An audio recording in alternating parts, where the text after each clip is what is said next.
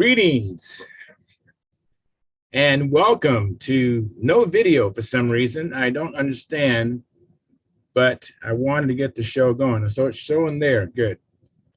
All right. So greetings and welcome to Stunthangar Video Hangouts. My name is Charles Carter and I'll be your host this evening. I want to extend to you my gratitude for you watching Stunthangar Video Hangouts. If you are watching this as a replay, I want you to know that I host these YouTube live streams every Monday and Friday evening starting at 6:45 p.m. Pacific Standard Time. So please make a note of this so you can watch or be part of the live stream. Plus, we have an after party following the live stream, which is sometimes better than the live stream portion.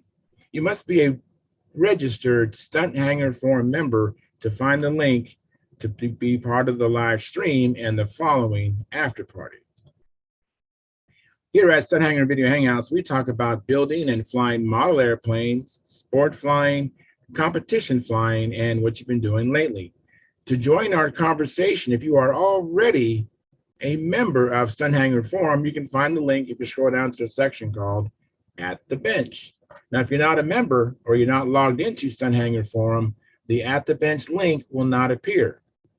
If you're not a member, please register at stunthangar.com/SMF. That's stunthangar.com/SMF. That's Smart Men Flying, courtesy of Jeff Riley. You must place a space between your real first and last name when you register. You must also use a valid email address or Sparky. The proprietor of Stunthangar will not approve you. If you're inclined to not come in, just enjoy watching this on YouTube. Wonderful, fantastic. Please enter your questions or comments in the chat box, and I'll do my best to make your comments or questions a part of the show. Understand, sometimes I can't get a word in myself, so be patient.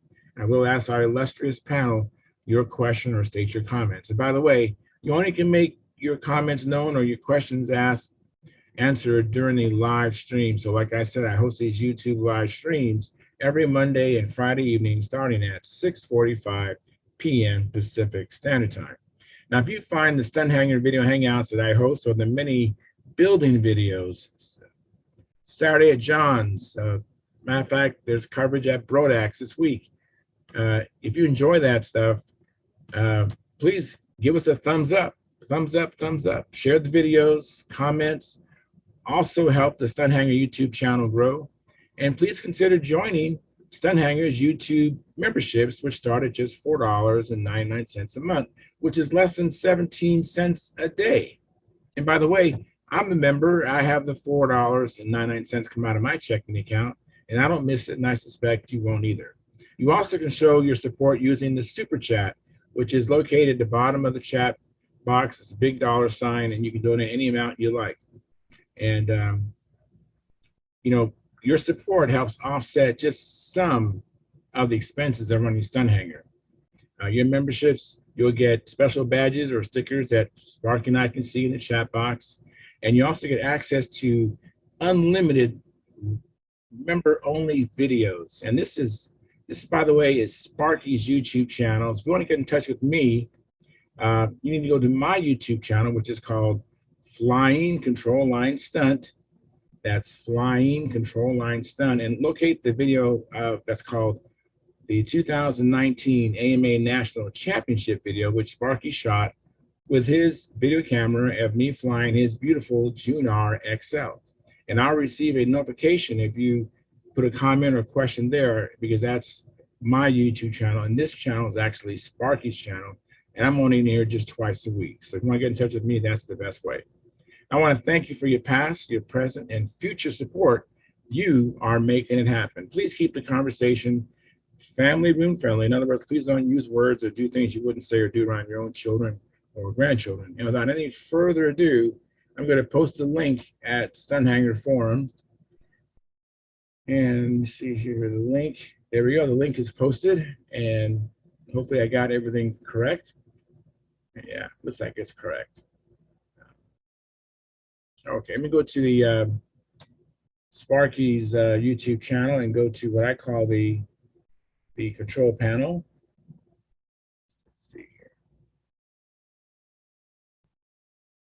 Just give me a moment here. I'm actually having technical difficulties. That's why I was a couple minutes late.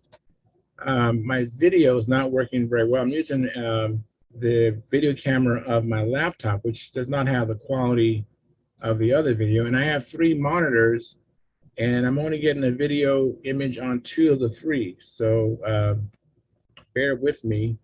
But right now we have 11 concurrent viewers, 8 likes. That's pretty good. Please, if you have not hit the like button, please smash that like button or nudge it or push it and get the likes up to 100%. And I see in the chat box we have Tom Rammel, and he says like provided. And I see Gary Sinclair is going to be coming in. Very good. I'm glad. Thank you, Gary. And we're having some storms around here, so if I leave, why, you'll know why. Okay, I'll know why now. Just in case, something. Fantastic. Well, thanks for the heads up. And hey, Gerald Wilmer. Thank you, Gerald. Thanks. Yeah. Hi, Gary. Hi, Charles. Yeah, I haven't seen you for a while. And Eric Rule is coming in. All right. Very good. Yeah, normally my wife's working from home and the kids have been home with COVID lockdowns again, so I don't get the bandwidth, but today I'm free. So I thought, great. Fantastic. Have you done any business with RSM? Did you ever get any kits or supplies from RSM, Gerald? No, just Brodeck and Sega are the only ones there in the past. Top flight. Yeah. Well, this is Eric Rule. He used to run, and he was a founder, proprietor of RSM Distribution. And this is Gerald Wimmer. He's from New Zealand, Eric. Oh, hey, Gerald. Hello, Eric. Good to meet you. And we have Keith Trossel will be coming in shortly. So I'm having computer problems, but I did finally get in here, but I'm using an alternative camera, and I don't have access to one screen, which I normally have. So that's kind of a bummer for me, but I'll do my best to do as good as I usually do. So, Gerald, have you been doing any flying? Or what kind of season is it over there in New Zealand right now? We're in the middle of winter, but we've still been flying. My 2 sons are very keen now, and they had us out there. It was blowing, probably like 30 miles an hour. It was blowing, and they were flying combat in that wind on Sunday. So wow. They still enjoy flying. Yeah. So if they're not flying team race or stunt, then they're keen to fly combat. So both of them have pretty much got the bug now, and Otto's flying is probably better than mine now. Wow. In most respects. Yeah. He's the last 2 contests we've been to, Otto has beaten me in stunt. And I don't normally fly combat. I normally pit for him and pit for both of the boys. So I have to take a sort of a back foot and let them shine. Yeah. Yeah, nothing wrong with that at all. And it looks like I have Joe Mata is going to be coming in shortly. That's great. Yeah, I was a little bit concerned about the show because we have some people missing in action. They're actually having fun and a great time at Brodax. Yeah, so I don't know if they're going to come in. I know there's so much fun there. I don't know if I would come in if I was at Brodax myself. So, Charles, you'll have too much fun at Brodax. I have too much fun already. Well, I tell you, the most fun I ever had, as far as a contest, it was at Brodax. It's like a pool party atmosphere, but there's no pools. It's small airplanes. Just a really festive environment. Everyone's there to have fun and the camaraderie. They've been going. Some people have gone to every single Brodax fly-in. Mm-hmm. So it's just a really tight group of people. They know who's the regulars and who's not, and they make yourself known if you haven't met them before. Hey Joe, I see your image. Hey, fantastic. How you doing? Good. I'm doing good. Doing good. So I have a today. I meant to. I mean, actually, I had to do some things. I actually had my plane in the Blazer. Yeah. Driving around doing things. And then by the time I had time, I was like, oh, it's too windy. I mean, you was right. It was really windy. You'd have been blown out there. Yeah, it was really windy. So now I went to the flying site, saw the wind, looked at the field, and I said, Maybe another day when I get there a little bit earlier. 'Cause I didn't get there till almost 2 o'clock. You know what? The wind was early. It was blowing early, so I don't think it would have mattered. Okay. Well, hopefully tomorrow, well, not tomorrow, maybe Wednesday, I can get there. I'm not really sure, but for sure, hopefully Thursday and Friday. Okay. So, Gerald, I don't know if you've met Joe Mata. He's a gentleman I'm helping to learn how to fly, and he's flying pretty good. He's keeping the plane out of trouble for the most part. He's just learning how to navigate flying inverted, which, that's not easy to learn. Yeah, it can take a while. Yeah. I've heard you talking about Joe before. It's good to hear about new people getting into it. Yeah. Yeah. So, Joe, this guy, Gerald, is from New Zealand. Oh, okay. Right. Yeah. Hey, Gerald. Hello from Nice to down meet here you. in New Zealand. Nice to meet you as well. You've got your active time of the year, then, Sonny. Say it again? Well, you've got your active time of the year, whereas we're sort of generally winding down at this time of year. And in winter, our stunt series is finished for the year, but the combat still continues at this time of year. Whereas you people are obviously, you've got your nets coming up, and I suppose with Brodeck on, it's a very busy time of year. Yeah. Yeah. And yeah, combat planes can fly pretty much all year round, it seems like here. Even when the wind comes up, you can still go through the wind pretty easy with a combat ship. But a stunt ship is a little bit dependent upon how much you care about that plane. Yeah. Yeah. I have a comment in the chat box. Mark Lumen says, "Got you like even with your computer camera." And he's laughing with tears coming out the eyes. Yeah, I couldn't even get an image at first, Mark. So I'm glad that I have something. And then Jackson Adley says, "Hello, all around the world. Just saying hi. Have been watching the Brodack show Sparky put up." Yes. Has anybody else watched some of the videos from Brodacks? Yeah, I have. Which ones did you watch, Gerald? I mean, Gary? Probably about all of them, I think. I watched the opening to the Brodack Museum that Mike Lonke posted. That was quite interesting. He gives us he does the opening ceremony, and then he runs through some of the exhibits in the museum. That was quite good. And then he showed Sam flying his pulse jet, and I think I saw a bit of stunt with Mike Lonke, but I haven't had a chance to watch any of Sparky's videos yet. Yeah, today I saw a stunt clinic with Tom Dixon talking about control systems. He was in John's hobby shop on the property, and it was Sparky, John, and two other gentlemen, actually three other gentlemen in the shop. And it was a good conversation about the control systems, the ratios and the linkage setups, and it was good. It was good. Maybe you should watch it. Hey, Brendan, thanks for coming in. Hey, how we doing? Doing well. Doing good. Hey, well, actually, I got a comment and then a question. So, Gary, I wanted to throw out a thank you for mentioning building up our ribs here on our Make it big here. Our model. So, for the people who haven't been with us, we've been playing with some Junkyard Wars model prototypes. We get political signs, supposedly we get to build with, and then we just throw together a junk plane. Now, I'm an electric person, but we can't fly it electric. We have to throw a combustible engine on it. So Lonke got me hooked up today with getting one of our motors running. But in the meantime, I've built a couple of prototypes with my electric setup, just trying to get things worked up right. So Gary, your suggestion about folding one of the signs over to create a airfoil helped out a lot. Yeah. All right. Kudos to you, Gary. Yeah. So we got a really flat, even fly today, but the only thing that we had an issue with was that Angstrom was able to do loops with it, but they were big. They were really, really big. And so I don't know if there's anything on this design that we can add or do that's different, but if you look at the throw we got, I mean, it got a lot of it in the system.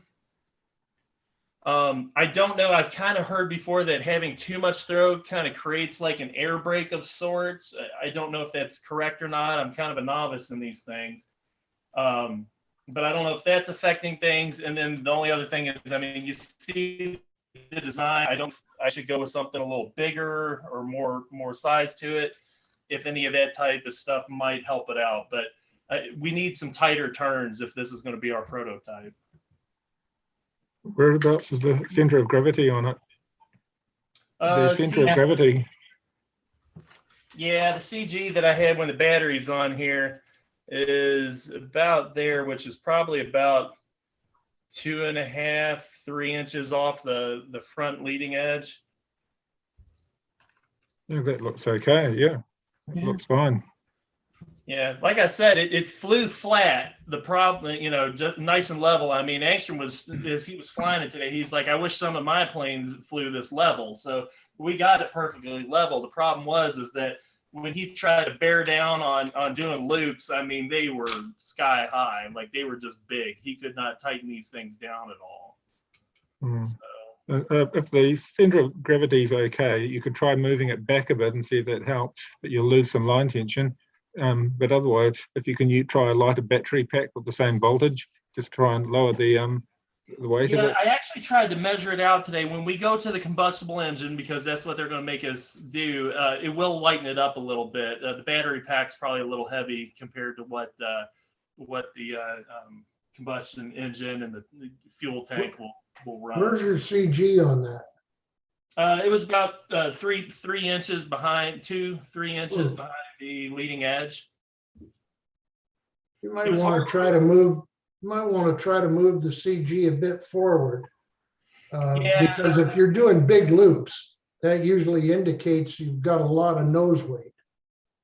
You know, I mean, you seem to have enough throw on the back. So by moving it forward, moving the CG even farther forward, that should make it so that the loop should go even tighter. Is that what I'm hearing? Yeah.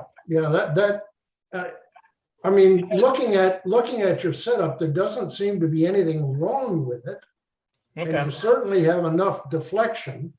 So the only thing I can think of is that there's a lot of weight forward of the CG, and that's slowing it down.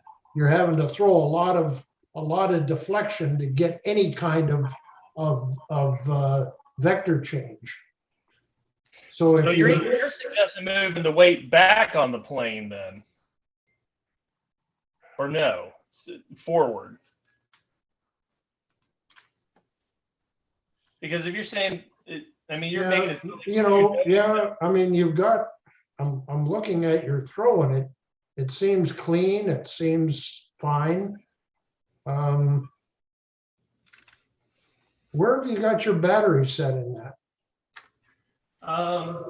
So originally, when we were having some problems, when I was on here a couple days ago, battery setup was there, just right in the middle of everything. And so what I did is I actually moved the whole motor forward some and actually put the battery here, so it's even further forward. Oh, okay. Then now made it so it's more level. Have you tried moving it back? What's that? Have you tried moving the battery back? Get a little more weight towards the tail. That's kind of where we started, but we were having a lot of waffling in the air. Like you would have to keep it kind of sideways to keep it going up, but eventually it nose over and just want to plummet to the ground. Ah, okay. So that's why I tried moving things up, and it made it fly flat now. Okay. Yeah. But was that before you had your airfoil? What's that? Wasn't that before you had your airfoil on it? You just had a flat wing? Yeah, that was before we put the airfoil, but hold on, I'll show you. Okay. This was our first prototype, but what we've done since is just extend out the wings, make bigger wings. Mm-hmm. And then we put an airfoil on there. And even on this design with the airfoil, it was still like nosing over and being heavy. And so is the same thing with this one. until I moved again. I moved the whole body up here so that the motor was further out, and then I placed the battery in a way where it put more weight on the front, and that's what leveled it all out. But again, the problem now I have is I just the turns just making loops. They're huge.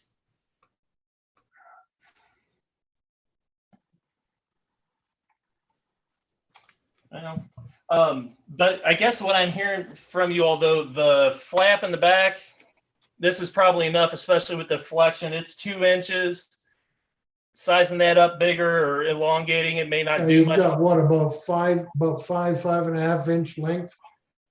Let me look. I mean, it's hard to see on the. Yeah, it's about 8 inches. It's 8 inches, and then overall the plane itself is probably about 30 inches long. So I modeled it actually. I'll go ahead and show. I modeled it after Brodak Gladiator. I've never flown this. I was just handed this before, but I figured if this could fly and do what it's supposed to do. Well, you see what the nose moment on that is compared to the nose moment on yours. Yeah, it's relatively short compared to where I have my. Well, that was why I was thinking it's probably more a balance problem than anything else. Okay. You might want to try moving the motor back. Okay. You know, because it's a flying wing, so you've got no tail moment to speak of. Right. Exactly. You know, it just sounds to me like there's a lot of either nose weight on it. Okay, what happened? Someone opened up something. Keith Trossel, you're sharing. Keith, can you stop for sharing for a second, Keith? And Sparky, your mic is muted, Sparky.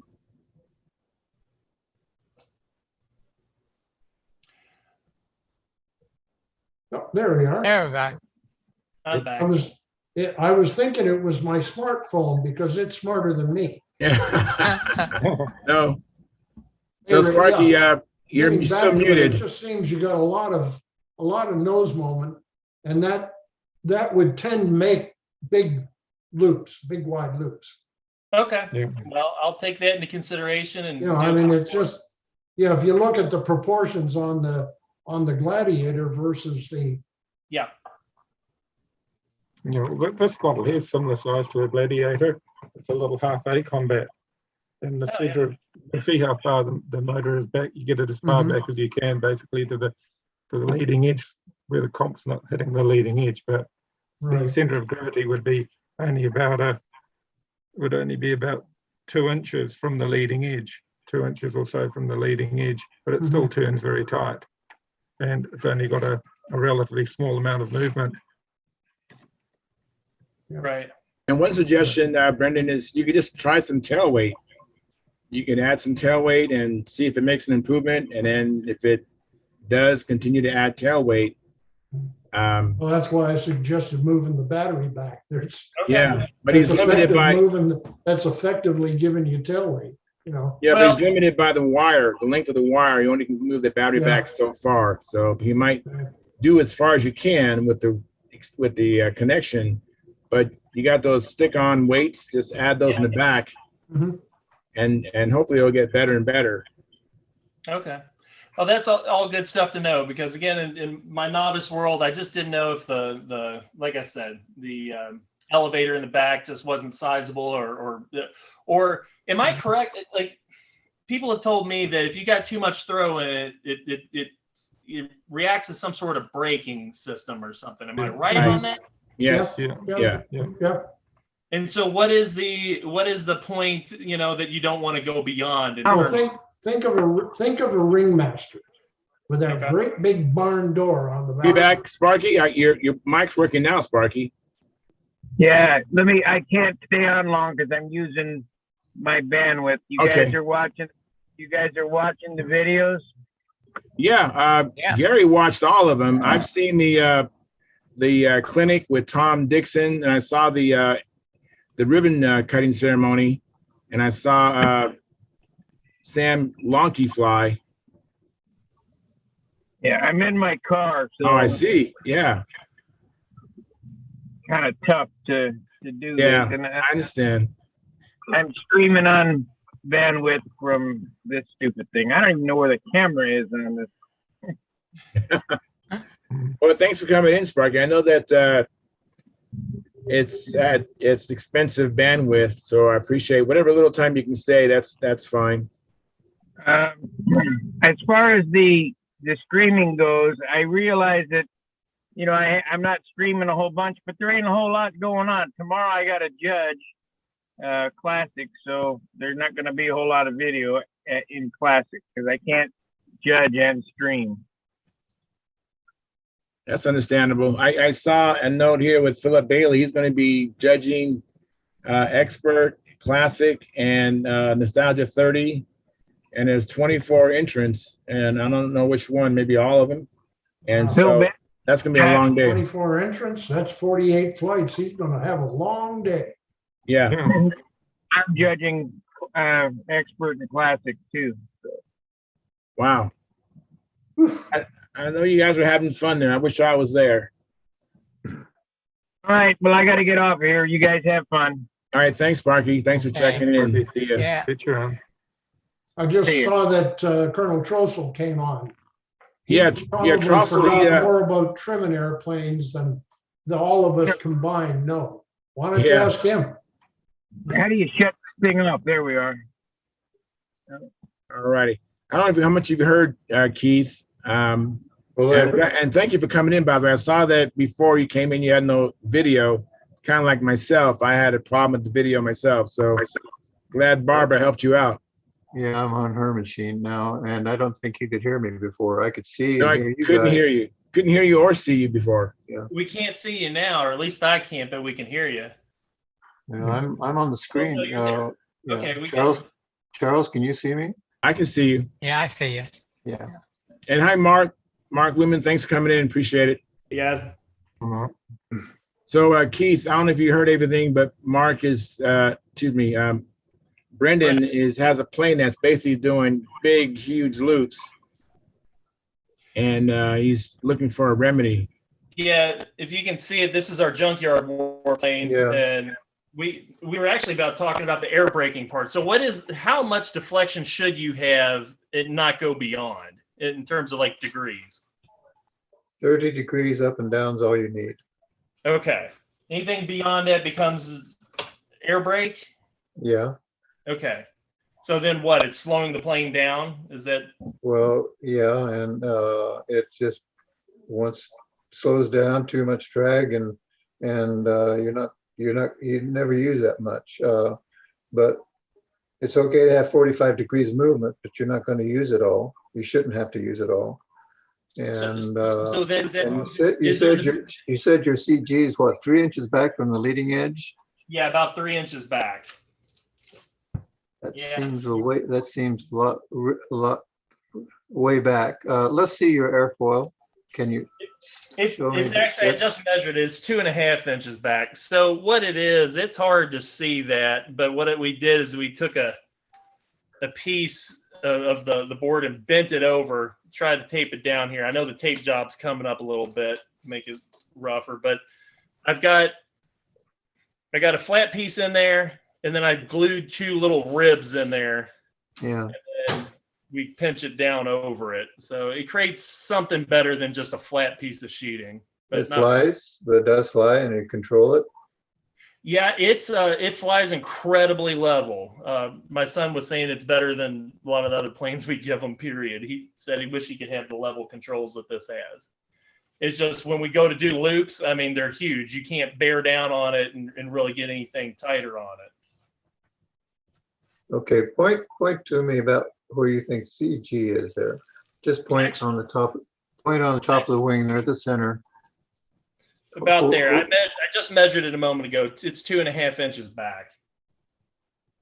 I think Keith wants to see it visually. No, I got it. Try moving the CG forward a little bit. In other words, more nose weight somehow. Let's see if that helps you any. You mean tail weight, you mean? Well, I think your CG is still too far back. Yeah, I do too. Yeah, I mean, it was further back when we were having initially we were able to fly it. You get it at this level for a bit, and then it would just flump over and just want to dive at the ground. And so I have moved some of the weight forward, and that's where we're getting the levelness, again, having moved it forward some. But Well, I can play with moving it forward even more. well, move it forward, see what happens, or then move it back. If that doesn't help, move it back and see what that does. Yeah, it's kind of a screwy That's the airfoil. common opinion here is to play with the weight forward and backwards and see what might help on this. And it's hanging out on the end of the line, okay? Yeah, doing just fine. Yep. We had it on 50s and then moved it out to 60s. What sort of lap speed does it do? What's that? Didn't you also say you extended the nose forward? You extended the motor? Yeah, we took the body of it and pulled it forward some to be able to then not only have more weight from the motor up front, but also then I turned the battery from going this way, being laying flat on the front. What sort of lap times does it do? It was doing about 4.5 second laps. Oh, that's plenty power then. Yeah, the thing is they're going to throw a IC motor on it too, and I have no experience with those. So whatever they lawn key tunes it at and throws it up at, I guess that's what I'm running with. Let me get some comments from the chat box. I don't want to ignore the guys on the chat. They've actually been suggesting some things. So let me catch up. Philip Bailey says, like delivered. And he said, several of us here judging Expert Tomorrow Classic and Nostalgia 30. And Philip Bailey goes on to say, you should see the museum in person. What a place. Then he suggests, as far as you, Brendan, Philip Bailey says, make a bigger tail. Okay. It's a suggestion. Then Jeff Riley, he actually says, maybe a bigger tail with less throw and a little bit of tail weight. And then Philip Bailey said, also nose heavy. He suggests that's what your problem is. And he says, hope to see everyone Friday. So maybe he took off and he's out of here. I can't tell. But then John Shukalek, I think that's his name. Forgive me, John, if I'm butchering your name. Sorry. Have you tried different prop diameters? He asked. No, I have not tried the different props.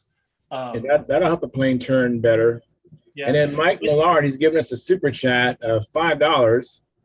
Thank you, Mike Millard. Appreciate it very much. That's going to help, particularly Sparky with the bandwidth, because the Brodac bandwidth, doing all these videos is quite expensive. So thank you very much. And then Jeff Riley says, was the CG located with the battery installed? Yes. Yes, all it right. was. Now we're all caught up on the chat box.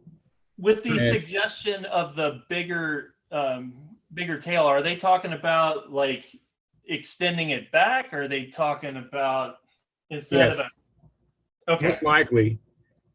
Most likely. Two people said it, but I didn't know what bigger tail meant. Yeah, so if your tail is 2 inches long, make it, 3 inches long. All right. Well, I got a couple ideas what to run with, so we'll try it out over the next couple days. But I will say I'll give one report from boots on the ground at Brodax.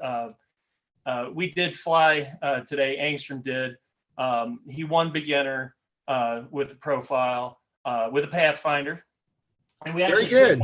Where's John Miller at? Cha-ching, cha-ching. You know what? Actually, let me grab this.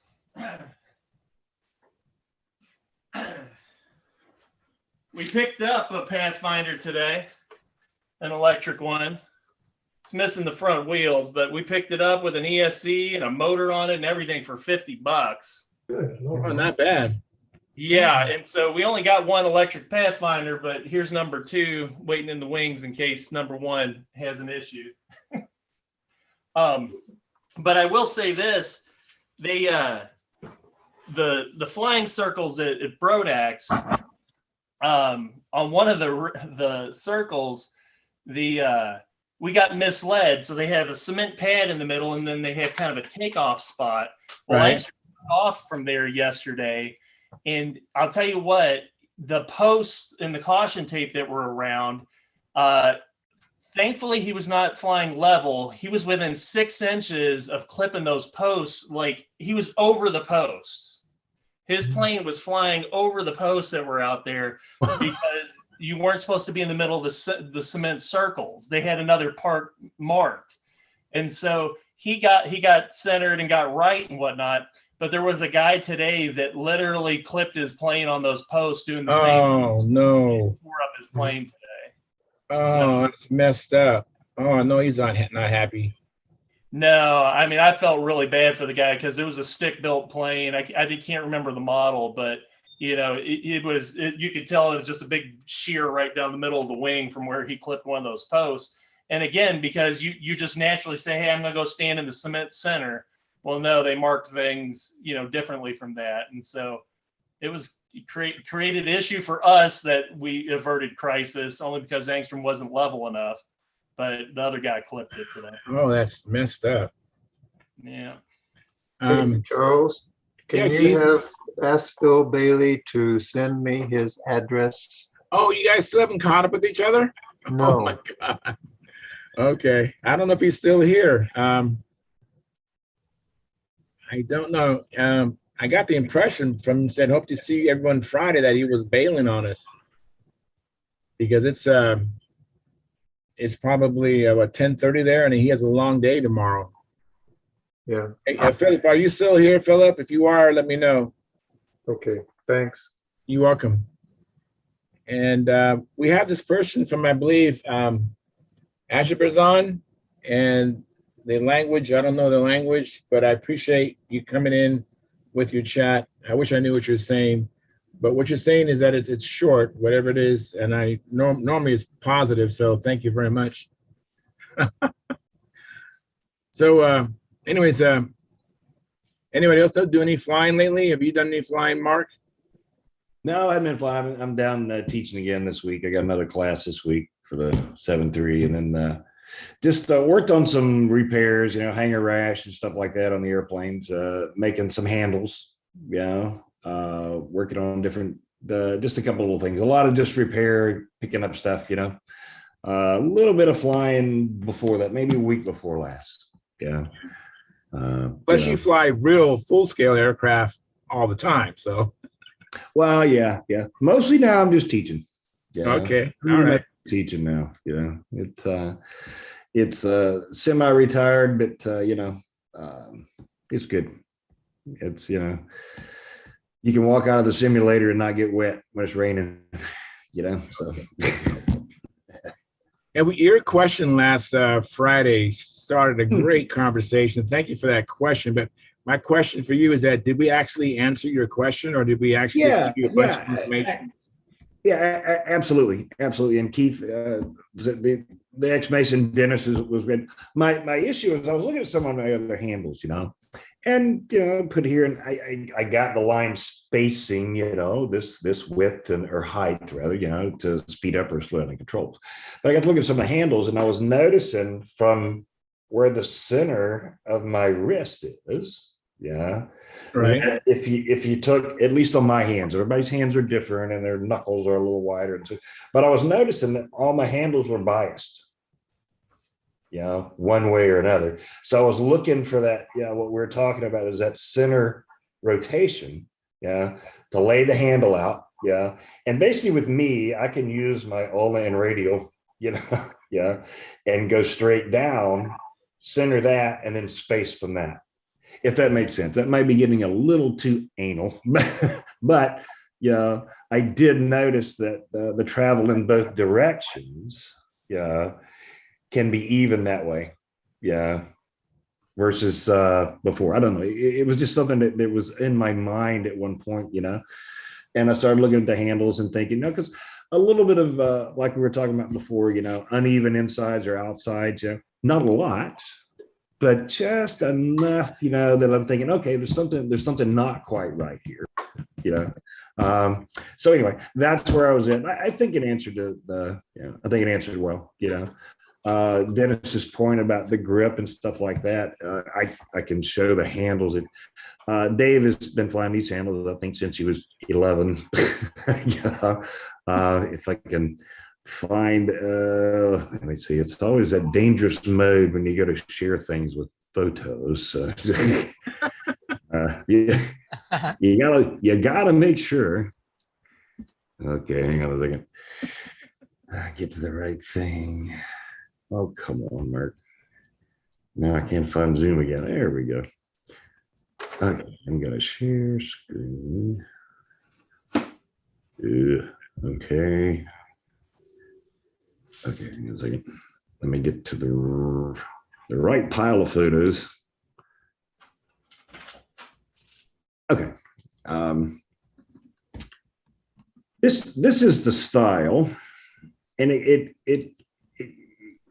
for lack of words, everybody's hands, like Dennis was saying, with the way your knuckles are and the way the rake is on some of your knuckles and stuff like that, to get the handle straight up and down your hand, the pressure's uneven. So if naturally when you fold your fingers in, your pinky is a little bit further back, than your index. So, and vice versa. I mean, this is not my design. Don't get me wrong. This is Dave's has been used for a long time, and it's just very comfortable. In that position. And you can almost very easily, thumb on the side or thumb near the back. You can very slight movements with the pinky and the thumb. For light trim.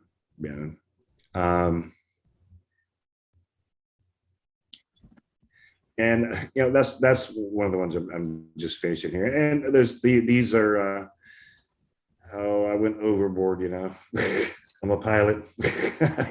So I went overboard on the inner guts. This made it pretty complicated, but it is still adjustable inside. You can loosen these up. It went through a series of nuts and fasteners that where the cable goes through. You can tighten it, and you can adjust your width if you need to, or your length of your cables. Anyway, I think that might be that's the last one. Let's see, stuff the chat. Anyway, so that did answer my question, and like I say, I think everybody, as Dennis was saying, and this is just personal opinion now, I mean, the handle is a very personal thing. That's your connection, and when it feels good, it feels good, I think everybody kind of goes with what they learned with. Right. But so far so good. That's my long drawn out speech on the handle question. So no problem. I was just curious if we answered your question. Yeah, because I wasn't sure when I was reading the chat, and I know how it is to type questions or type. Sometimes it makes sense to you, but doesn't make sense to someone else. And I wasn't sure if I got the gist of your question. So that's why I emailed you that. Did you get my email? Yeah. Okay. Yeah, I did actually. I sent it back. Sent you my number too. So all right, cool. Yeah. I'm just curious that handling. I'm just curious. What is that hole near the thong? I see this. I see the big slot, the big opening. But what's the bottom? That's for your pinky. Oh, really? Wow. Okay. It probably feels good. I just can't imagine. I've never seen a handle like that before, but it probably feels really comfortable. Yeah, I mean, it's for me, and like I say, it's solid. And when I'm at least hand like this, as you can say, and maybe my hand too, my pinkies are much further back. This knuckle is much further back than this. Interesting. Knuckle. This knuckle is further back than this knuckle. So when you're there and the pinky is there, my wrist is totally straight. And the handle is straight up and down. Because if you're holding something straight, and again, this is just feel. and a lot of theory on my part, because as you know, I'm not real experienced at this, but if you're holding something flat, again, you have the pinky comes out, and everything is here, and you tend to pull like this, and you don't have a good solid grip. At least for me, you just don't have a good solid grip. Now, like I say, this is just the way it feels to me. And going on Dennis's, and Keith for that matter, a couple of times, is putting it so that you go back to the same place every time on the handle, or your pinky goes in the hole and your 3 fingers up here, are there. So it's absolutely going to be the same place. It's sort of a bit like our combat handles that we make. A You little your bit. finger in there. Exactly. bring You got your- that same kind of rate. I'm pointing at your screen. Like Yeah, you you're said, right. pointing. You're right. Yeah, it's very similar. Yeah, very much so. And the only difference is, I just separated it there. And it put the pinky hole down there. So I say I did that. Like I said, those are Dave's handles and his design. Interesting. Feels pretty good. And I know when we made the handles, Mark, at RSM, we put an ergonomic design. If you hold your hand, you notice that you got about a 12-degree angle when you clench your fist. So what we did is we actually made the handle part that you gripped on an angle. It was about 11 degrees. So when you're holding your hand, the handle is sitting on the same angle. Then when you're flying, your wrist is absolutely straight. It's not kinked back like you do with a straight up and down hand grip. So, And like I say, much the same what you were doing, putting the pinky hole in it, it accomplishes the same thing. Right. Yeah, but makes it comfortable for you to fly. Exactly. And it's total pressure. All the pressure's even. Like I say, it's everybody learns what they likes what they learned. We go through all these engineering things to make our airplanes perfect, and it's the nut on the end of the handle that makes the biggest difference. So if it's not comfortable in your hand, or your hand is always tilted upwards to overcome the angle, it just makes it uncomfortable to fly. And when you try to get, you try to move up and down. Even was my thing. You got to crack more one way or the other. So, So I think you hit it dead on. Oh yeah, for this, like I say, it's not my design, but it's I just decided that I was changing how part of this was you know how it is, you say, okay, I'm going to dedicate handles to every airplane until you get to the point where you need to make handles for every airplane. You should have one handle and one set of lines for every airplane. And that's what I was working on, because I was changing handles and moving this, and if you're smart, I just need to make a bunch of handles. You paint each handle the same color as the airplane, so you don't mess up. Yeah, exactly. And that's where I tell you lots of stories about putting the wrong lines on the right airplane, but exactly. Well, I'm starting to fly, my Hellcat and my other rat fin airplane, I call it, stuff like that. Those I don't want to make balsa mushroom clouds out of. So I started to really get serious about same line, same handle. And I said, well, okay, if I'm going to make some handles, and I like this, I may as well make 4 or 5 or 6. And do exactly what you said. I spend some time and sanding and drilling and a little cursing here and there, but cursing in model airplanes. Drilling the finger, all those kind of things. Nobody else does. Well, I will give you one piece of advice based on bitter experience. Okay. Don't listen to Keith Trosa when he tells you to fly lower. Fly lower.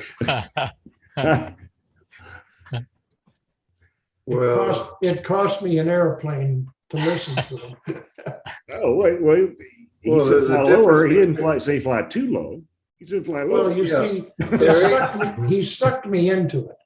He said, "Do you want to score 50 points more?" And I said, "Well, of course." So he said, "Fly lower." So I Eric? flew lower, and as I was inverted, my Crusader went right into a little raise in the ground and slid right along it. It was a beautiful landing inverted.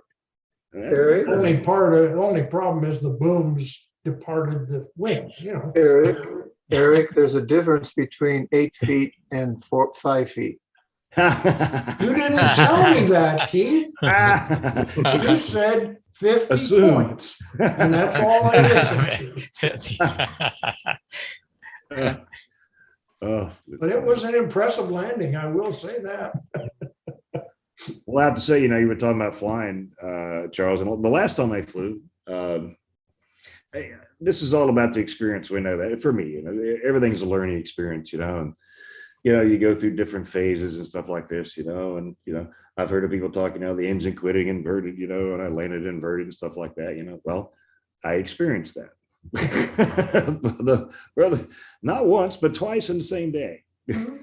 But it worked out well because the grass out here is very soft and stuff like that, but I landed inverted so many times with a profile, and at that time I was flying Fox 35s, and I just kept wiping out the needle valves. oh, So we actually created a needle valve protector with a couple of pieces of aluminum, a pad on the offside, and a triangle shape on the behind the needle valve that extended just above the needle valve. if you got that So many that inverted, when I landed inverted, I scraped along the pad instead of breaking off the needle valve. if you got that many inverted landings, you should just put landing gear on the top and be done with But they're 40-point landings. They're perfect. it. I've Hey, never bounced one. I got to fly first time yesterday since VSC. How about that? Very good, Keith. Oh. Awesome. We got our flying field back together, and no wind, no wind. Yes, in fact, we ran out of wind, and then it started trying to rain, so we quit. But I got What plane did you fly? Which plane did you fly? Oh, the big job. Oh, and the last time I'd flown the big job was at VSC when the crankshaft came apart. So Wow. we put a new crankshaft in it and new bearings, and the engine's running fine. Thank you very much. And the airplane, been using 18s on it, and I put 14s on it yesterday. Yeah, 15s on it yesterday, and it's flew better than it's ever has flown. So we're good. What engine is that in that big job? It's a double star 60, like no other double star 60. It's one that Roy Trantham set Roy up for me. Trantham. Oh, that's like a $3,000 engine. Well, it's one of a kind, yeah. It had some special things done to it. And the insides of it, he told me what it was, but there's metallurgy in that and a head on it like no other double star has. That's all I know. It's different and it runs. I know Bob Whiteley had a Roy Trantham engine, and so did Leroy Black. Yeah. I don't know if Lou Walgas. And I've got a couple 40s from Roy, and then he made 3 stroked 40s into 42s, and I've got 2 of those, and they're the sweetest running engines ever had. Just for information, can you tell people more about who Roy Trantham was? He's a big guy at Chrysler, right? Did he work for Chrysler? No, he worked for Ford. Oh, Ford. Okay. And he designed heads for the race when Ford was racing cars or engines. He designed the heads on those engines, and I guess he knew what he's doing. But he grew up back. Yeah, he grew up back east, and he had some racing car, dirt track racing car experience. But anyway, he worked for Ford. There was a lawsuit. He won the lawsuit. He went down the Caribbean, and he had most of the rental car agencies in the Caribbean for a while. And then he's expanded beyond that. He was, let's say, well-to-do. He had a business where he bought Toyota trucks and leased them all over the country. And Toyota pickup trucks. He was the largest buyer Toyota pickup trucks in the United States. And he leased these to businesses and cities for utility work. And then they would keep them for 2 years, then he'd bring them back and put them up on auction. And Sergey, the guy that built these engines, did seat covers for him and floor mats. And well, it's a long story. Won't get into that. But Roy liked to build airplanes, and he took a liking to Bob Whiteley and me and the guys there in Arizona. He came out to fly to practice and stay with us. And he's just a good old boy. You'd think put him in coveralls and put a straw in his mouth. Boy, he's just a good old boy that liked to fly airplanes. But he was quite a businessman too. Didn't he design an airplane? Didn't he design the hijacker or something? Or no, he flew others. He was a big fan of the Humongous and the Jameson. That's what he flew. He was at VSC several times, and he'd fly in advanced, and they started making him fly expert, and he didn't like that. But he not a bad flyer. It's just that he moved his feet when he was in the pattern and couldn't lean back very far. But he knew engines, and he's the one that taught us how to get these engines tuned. Taught us to take out the fuel. We'd have a can of 10% nitro and a can of 25% nitro, the same oil. So you could mix them together to get whatever nitro you want, depending on altitude and temperature and all that. And so you chase altitude and temperature with nitro. And he taught us how to do that. Interesting stuff. Yeah. very cool. Thank you, Keith. I have a comment here from looks like it's Tony Ruda. Says, this is Brendan. Okay. Sorry, I had to run, but we have an early day at Brodax tomorrow. Thanks for all the troubleshooting with me. So Brendan's saying thanks, guys, for the help with the with his airplane tonight. And right now we have 17 concurrent viewers. We have 24 likes. So thank you very much. We have $5 in chat revenue. No new members, but please consider joining our YouTube channel memberships. Just hit the join button down below, and that would be greatly appreciated.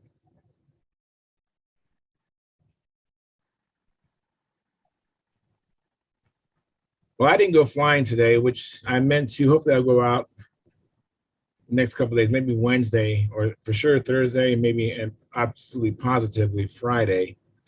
But I look forward to getting out there again to work on me. That's what I was telling. I think I might have told Eric that.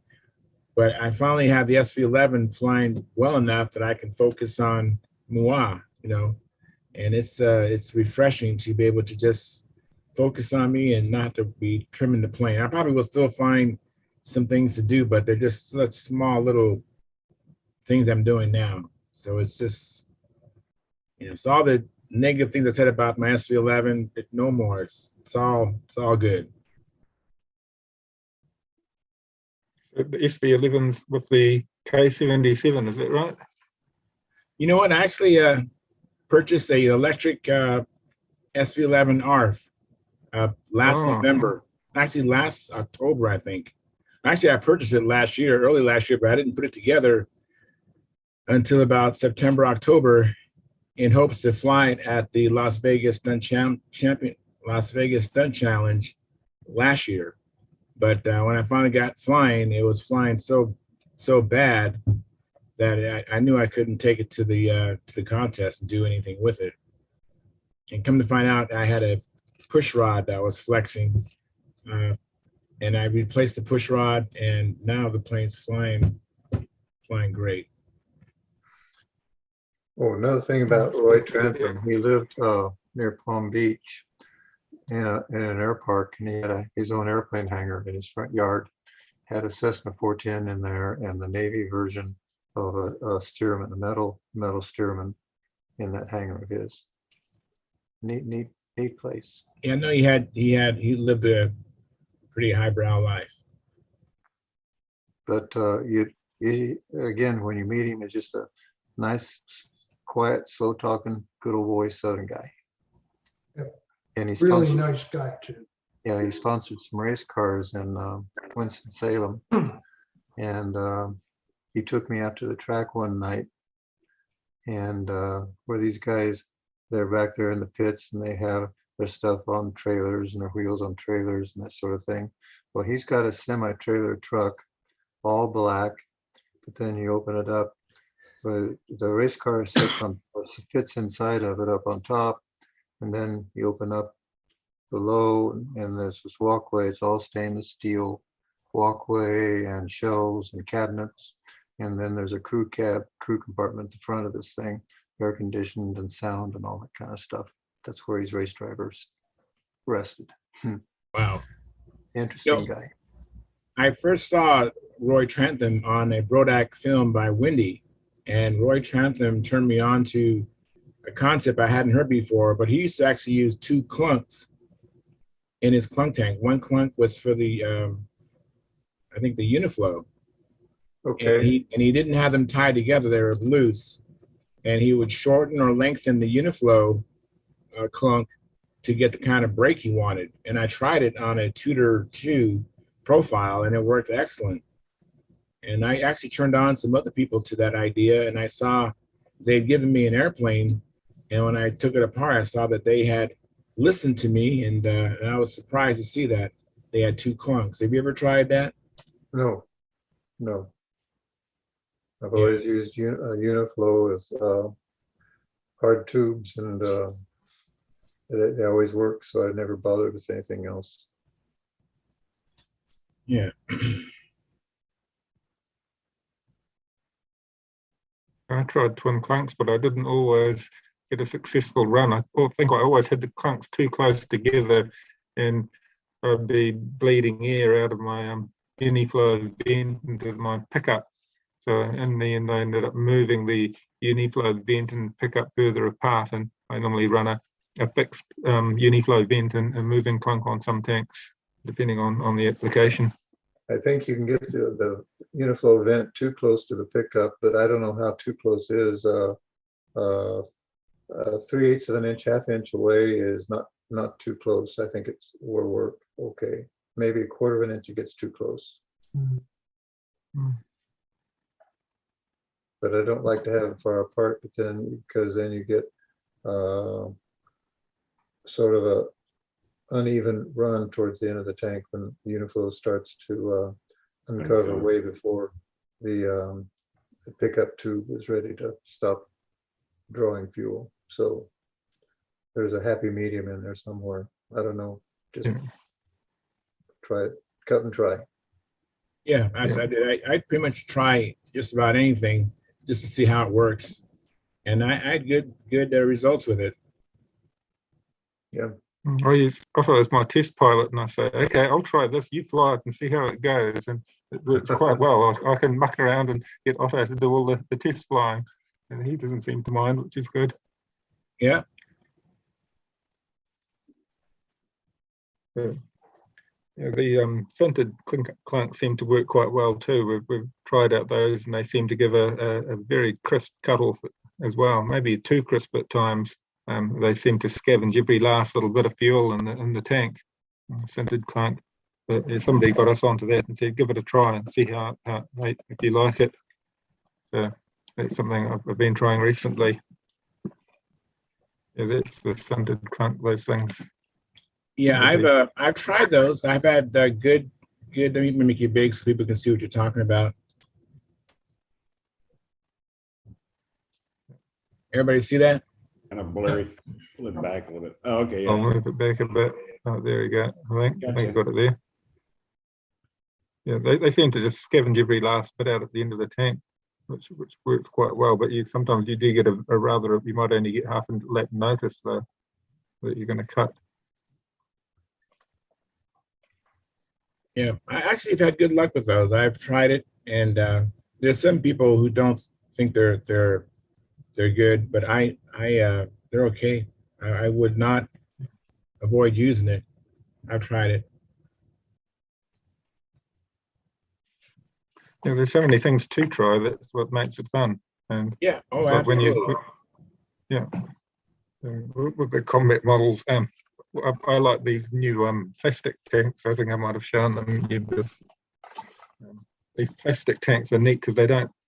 They've got the pickups are at the back of the tank. The pickups are at the back of the tank, so you can sort of see the pickups there. Hang on 1 second. I'm trying to. How do I get? What happened here? 1 second. Gallery and just remove, and then I'll make you big again. There we go. Now everybody can see you. I can't see when I spotlight anybody for a while. I don't see you until after 5 minutes. Yeah. So if I'm slow on, go ahead, Gerald. Yeah, of these plastic tanks were made locally, but what's nice about them is on a combat wing they don't crack after a while, because like with the metal ones, often that you get the joint start splitting from the constant thumping in the ground, and that's a little half A tank. That one's more a traditional 15 size tank, but yeah, they don't crack. That's the nice thing I like about them. And you just got to run your pipes round.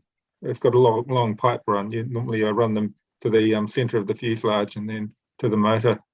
So they're right at the if you're not careful, you'll have the fuel draining out into your wing. So they work well. Mm. That's just a regular. It's a regular suction tank. It's not a uniflow, right? Just regular suction. Oh no, that's a uniflow, because the pickup and the uniflow are right there together. Okay. So they do work as a uniflow, and there's no other vents on it. So you've got to tip the model down to refuel it, but it does make it very simple setup. I don't know if I've got most of the models you can't see them in the model very clearly.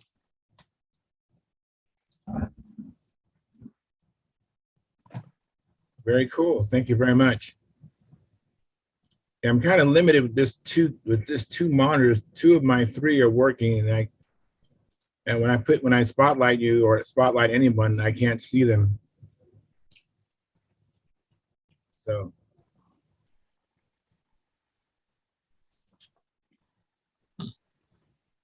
Yeah, the other one, I like the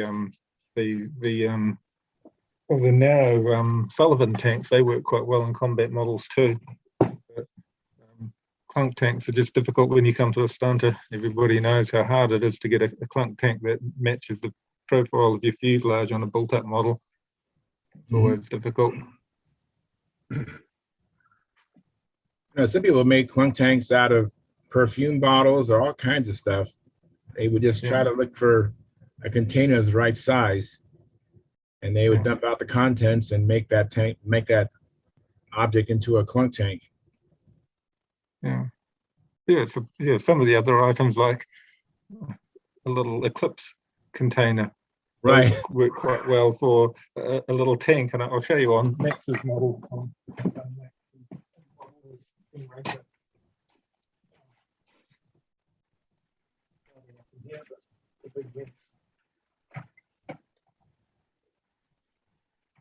Wish I had that problem. Yeah, I'm trying to get better, but I'm still tripping over things. So,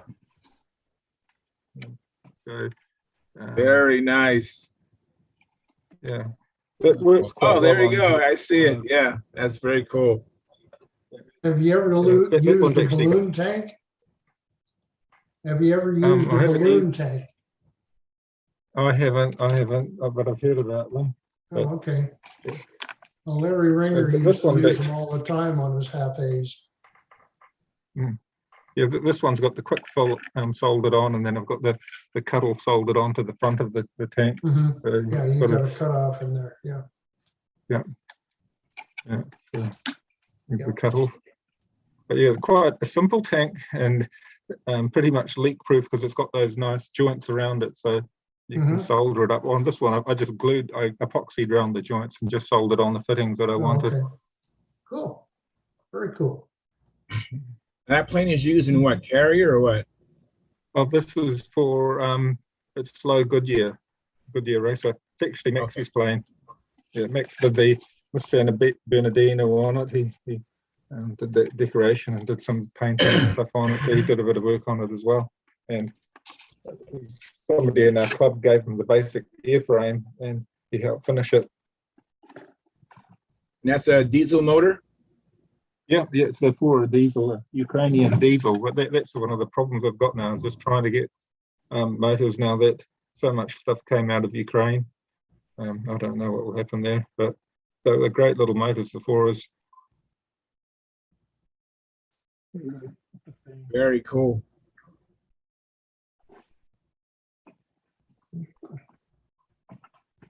So have you added planes since last time I've seen your shop, Gerald? Yeah, we actually got given a whole lot of models when we went to a recent contest in Tech Park in Tauranga or Rotorua, and one of the models was a Wolverine, and I've had Wolverines before. They're an era model, an English, it's a guy from Singapore, I can't remember his name, he designed them, and one I was given was an FW190, and I thought I'd paint it up in the, because it was all covered in mold when we got it. So it's sitting here. It's a simple profile. I haven't flown it, Otto's flown it. I'll make you big so everybody can see you. Yeah, it's a FW190, but we did it in the color scheme of the post-war ones that the French assembled after the war out of spare parts of the Focke-Wulf. So that's why it's got an unusual color scheme for a Focke-Wulf. It was a NC 900. I think they were made by what's it called? Farman Aircraft factory in France. Made them after the war. They had like 100 airframe spare wings and motors and fuselages that they put together. So I thought that'll be a different color scheme for a Focke-Wulf, because we're so used to seeing them in the German colors. And so I painted that up because it was all covered in mold, and we put a Fox 36 on it. And another model that we were given to the store. Guys, I'm gonna get up early in the morning, so. All right, Mark. Hey, thanks for coming in. I appreciate it. You bet, guys. Thanks. Yeah. Yeah. Well, thanks. This one's a B-class team racer. I think it was an event that was popular in America. It's sort of really an American event post-war, the B-class team races, which was for a 29. And this one's a South African design called the Lazy Daisy. So, yeah, put an aluminium cowl and a Frog 500 in it. Wow, that looks really good. Yeah, I'm seeing the delay section. I'm seeing the delay. I don't see it real time. I'm watching the screen. I'm watching the delay. So you might have put it down already, but that is neat looking. Yeah, it's got the neat little air vents in the cowl and the vent for the exhaust, because it's just an open exhaust on those. Very cool. Yeah. So that was a vintage model. It designs 1951. And then the other one that we were given is this Skylark.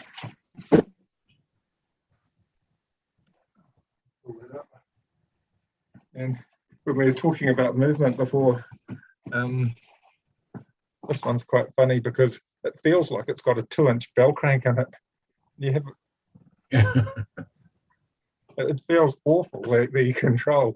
I'll show you the elevator if I can work the controls whilst holding it, but have a look at look how much down we've got. It's like instant. Oh, yeah, instant full down, nearly 90 degrees of down there. Mm-hmm. But the funny thing is it won't turn. It turns really wide because there's no leverage of the tiny bell crank in it. It won't turn. You can pull your handle back and it just does these big wide maneuvers.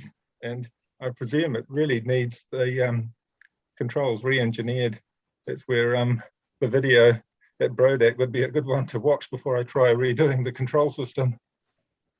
But yeah, with that sort of movement, it doesn't even work like an air brake because there's no leverage. They just run wide. It can't stall it. It just runs wide. So, what happens if you hold the flap and deflect the elevator? Is there a lot of play? No, there isn't really, but the hinges have broken. It's a very old model, and the hinges have broken on the elevator, so I can wiggle the elevator that way. So it's going to need some work before I can really fly it again. And that's the Skylark, right? Hey, to interrupt, somebody just showed me Phil Bailey's address. Can they flip that back on the screen? Hey, Tom, thanks for coming in, Tom. Yeah, that was me that sent Phil's address to Keith. Can you do it again? Do it again, please. It should still be there. It's in your chat, Keith. Just go to the bottom and click on okay. Where's it at? Should be chat. I get it. Hold on. There it is.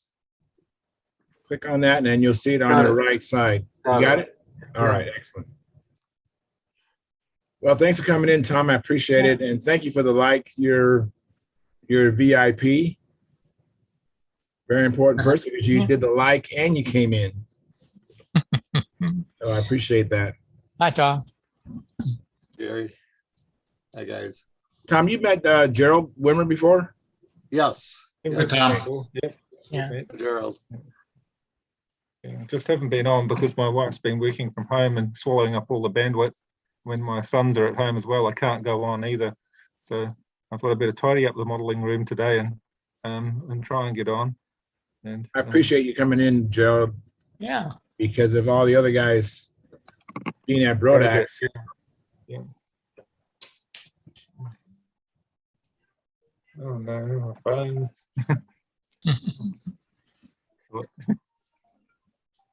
So Tom, what you been up to, Tom?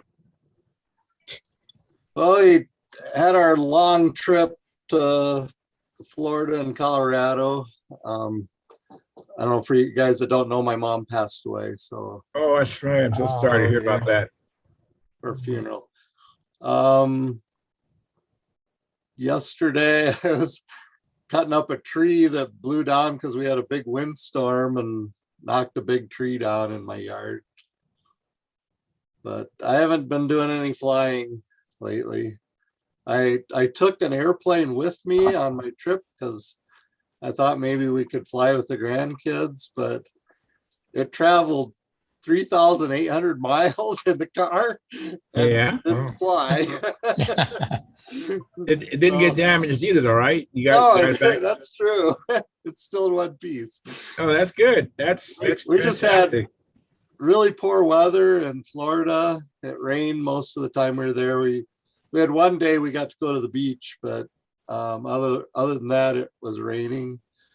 But my daughter and son-in-law live there now, so we went to help them with some work on their house. So it was fine that it was raining because we were working most of the time anyway. Oh man!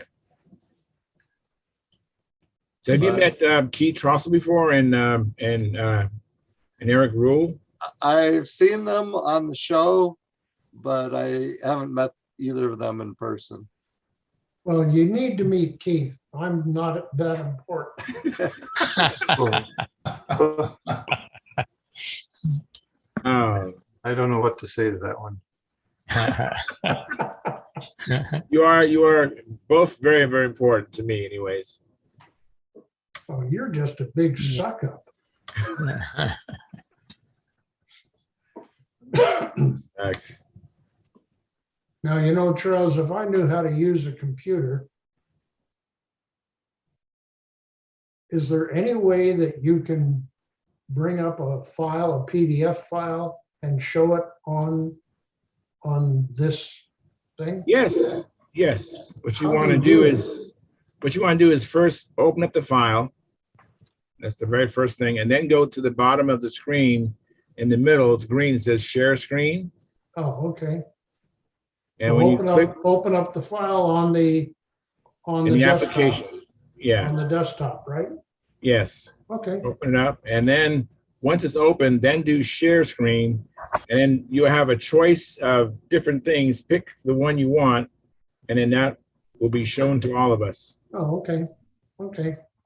I don't know if anybody's ever heard of the Williamson Ringmaster. I've never heard of that. I don't think. It's an old-time legal, full-bodied airplane called a Ringmaster. I can go It get, doesn't look like a, I can go get the magazine article and show you if you want. well, I can show you the new AutoCAD plan I did on it if you want. Okay, well, I get the magazine article while you do Okay, that. and I'll figure out how to do this while you get the magazine. Yes. Let's hope. You know, if I had a 9-year-old here, they could teach me how to do it. Yes. That's- That's what Sparky says all the time. Yeah. so Yeah, true. let me try this. Okay, how do I do this? Come up here. So, Joe, your birthday is tomorrow, right, Joe? Tomorrow, Your birthday is tomorrow. what are you getting me? It's a surprise. I actually have it. Downstairs. I wrapped it up. Oh, I wrapped it up. I didn't put a bow on it. I didn't want you to feel uncomfortable or anything. wow. Okay, that's how I do it. How do I get back to you guys? There we go.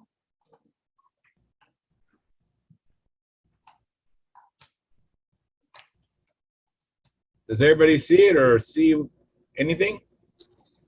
Yeah, Oh, yeah. Not yet. Say it again now, you guys. That's a negative. Nope. Not yet. Yeah. negative. Can you guys see that on there? I'm missing the camera, so I'm really short on that. But everybody else is saying no. No, we don't see it yet. Not yet. Okay, well, it's rotating here. Okay. I don't know what that does, but I've got it up on my screen here, so let me try to go back to you guys. Yeah, go back to the share screen and hit the share button. Not the arrow, but the actual,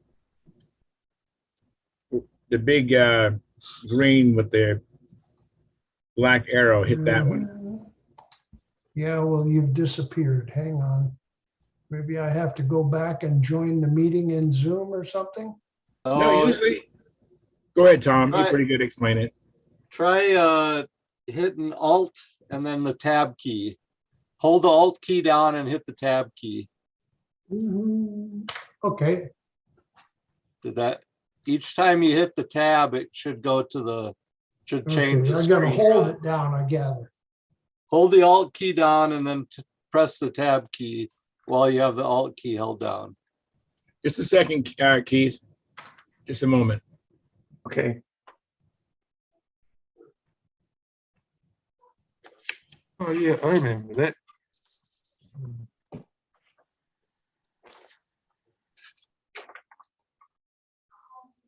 What it tells me is that I've got to join the conversation. No, you shouldn't have to do that. Well, yeah, but it's, Just start over. Just We see you.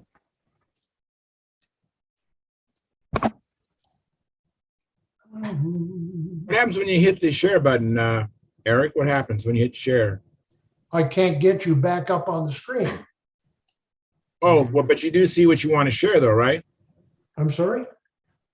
When you have the when you hit the share button and you select what you want to show us, that's what we're going to see. We're not going to see you no longer. We'll see what you're sharing.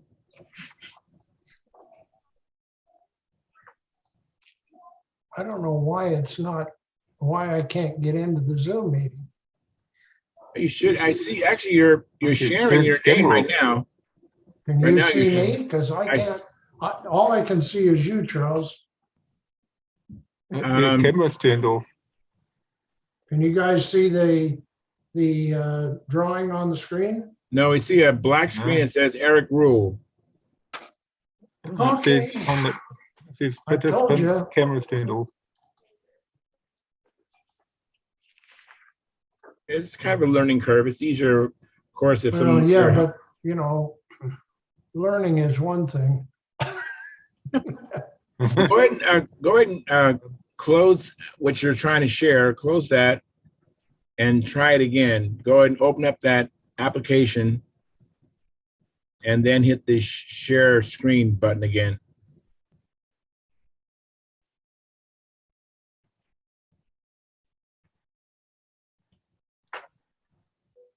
And when you hit that share screen button, you should have a choice of things to select. Did you ever get to that point? Nope, all it does is give me the Zoom screen. I can see you, Charles, but I can't get back to the Zoom meeting. Okay.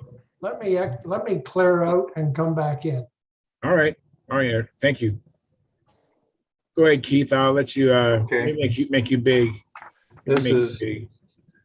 model airplane news, October of 51.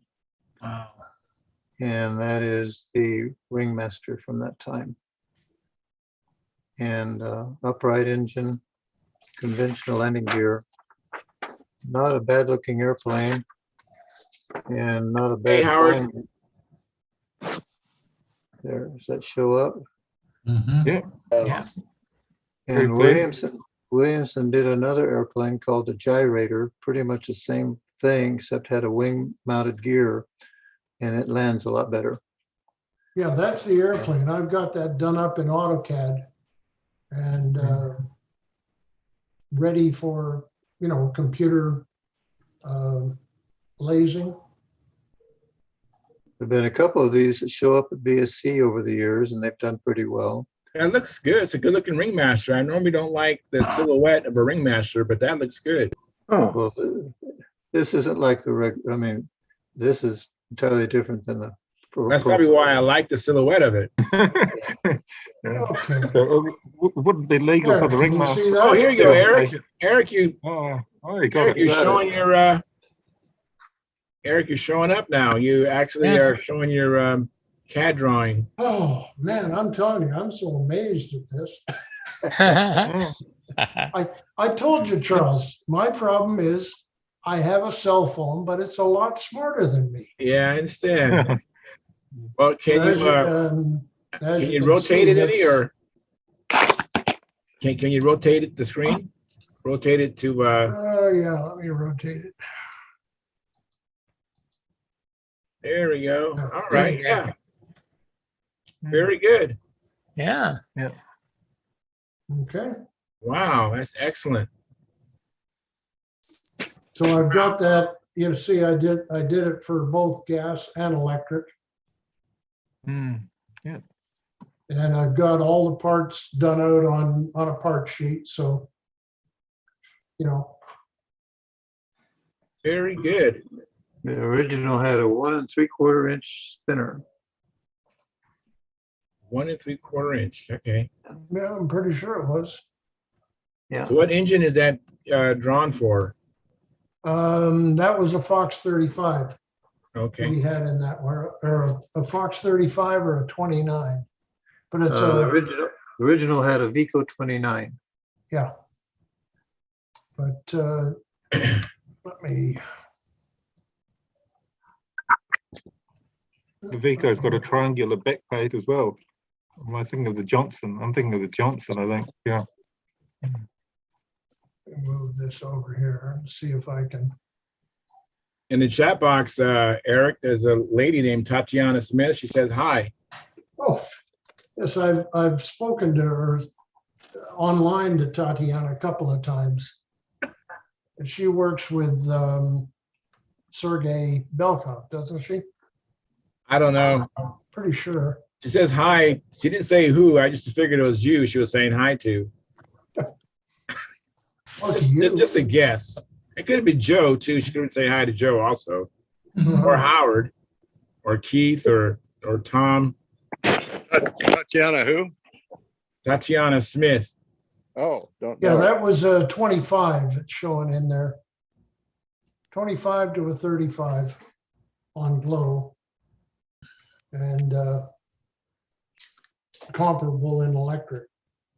So probably a 3-cell electric, 1100 milliamp hour. Wow. But as I say, I have not only the plan form as shown here, but I've got all the parts drawn out. So Oh, so you have a Everybody part, you has- have a part sheet, in other words? yeah, yeah. Oh, wow, that's cool. So I mean, I can send it off in a DWX file, and you can take it to Kinko's and have them print it out, or I can convert it into a PDF file and they can print it out that way. So they'll print the plan out full and all the part sheets if you want them. Very nice. That actually is a good looking ringmaster. I thought it was one of the better looking ringmasters, and the fact that it's a built up, is going to make it fly better than a profile.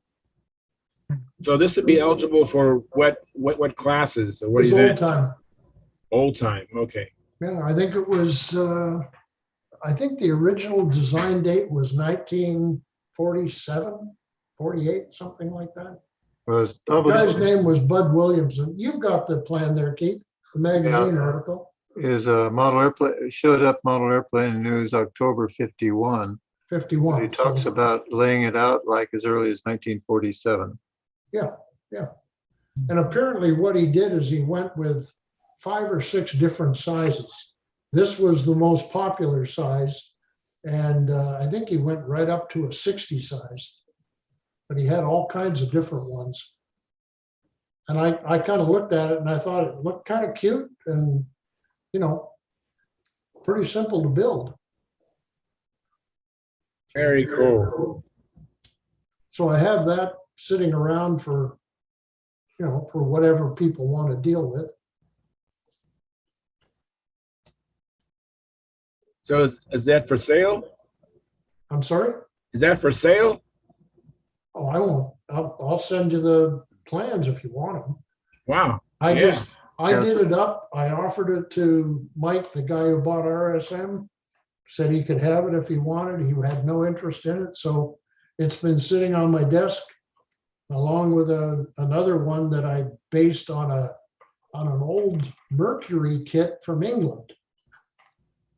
That's an And, old time stunt legal plane. I don't have this an is old time stunt legal, and I've got another one that I call the Toreador that's a 46 size. Well, I'd be But I interested. based on an old B class. I don't know what you want to call it. One of the the log type. They had a box fuselage out of 4 pieces of 1/4 inch balsa, and then you kind of carved it to shape. And it was an old Mercury kit that I picked up in England when I lived in Canada. It always intrigued me, so I've now turned it into I call it the stealth Toreador. But at any rate, if anybody has any interest, I'll be more I'm than interested in happy. that. That is interesting. Shoot me an email at clflyer1943@gmail. And what I can do is I can just send you the file. I can do it in a PDF form. And you can just have Kinko's blow it up, or anybody who's got a plotter, they can just send it on a plotter. Now, is there a scale on that drawing? I don't see a scale. Is it at the bottom? Yeah, there's a scale down at the bottom. But Okay, I like he just can't says, see it. it's Yeah, a 40 inch span and has what do you say, 342 squares. An Yeah, OS 25 on this thing at 35 ounces. It's Yep. a really sweet flying airplane. no, I don't have a scale, but it's easy enough to put a scale on. But there it is. Yeah, All right. 40-inch wingspan, 28-inch length. An OS 25 on this thing and somewhere around 35 ounces plus or minus. Yeah. That'd be just a Yep. great flying airplane. Well, I would think quite honestly, with a 25 on it, if it came in at any more than about 30 30 ounces, Yeah. it would be real heavy. That's I right. mean, look at the structure. There's nothing there. I mean, it's just a standard box fuselage. you know, with a curved turtle deck. I built a couple of these gyrators. It's basically the same thing, only it's got a wing mounted gear. It just lands better. And it did okay for me, several VSCs. Yeah, well, for old time, you're going to have the wheels in the location they are. But I'm saying though, Or at the least the gyrator, axles in the location, but the gyrator, which was published about the same time, has Yeah. the gear in the wing. ah, So it's old time legal as well. yeah. And I'm sure the axles are coming just in front of the leading edge, so they'll probably land better. It lands, it's one of the nicest landing Yeah, old yeah. timers I've ever had. Yep. Very nice. Thank you, gentlemen. Hey, Steve Hines, thanks for coming in. I know you're back there in, well, you're not back in Carmichael. Where are you at? You're back at home. I'm at home. I'm not going to leave until Wednesday. I got a vet appointment tomorrow, so I forgot all about that. So, yeah. When we was communicating back and forth, I just assumed you was back in Carmichael. No, I'm going because Samantha's going and stuff, but you know, this will probably be my last, unless Brodak is again, but be the last contest. You know, we talked about it and we gave up a lot of years of vacations and doing stuff, you know, especially her. Instead of going to Disney World or whatever, we went to the Nats or went and did something else. So, but yeah. Well, thanks for coming in, Steve. So, Eric, what is this you're showing? This looks kind of interesting. This is the Stealth Toreador I was telling you about. Very. 46 size, trike gear, retracts. There's the retract. You see it. And this is classic. Retract. Is this classic or old No, time? this is modern. This is my design. Oh, modern. Okay. All right. I didn't know. Yeah. It's rather large. It's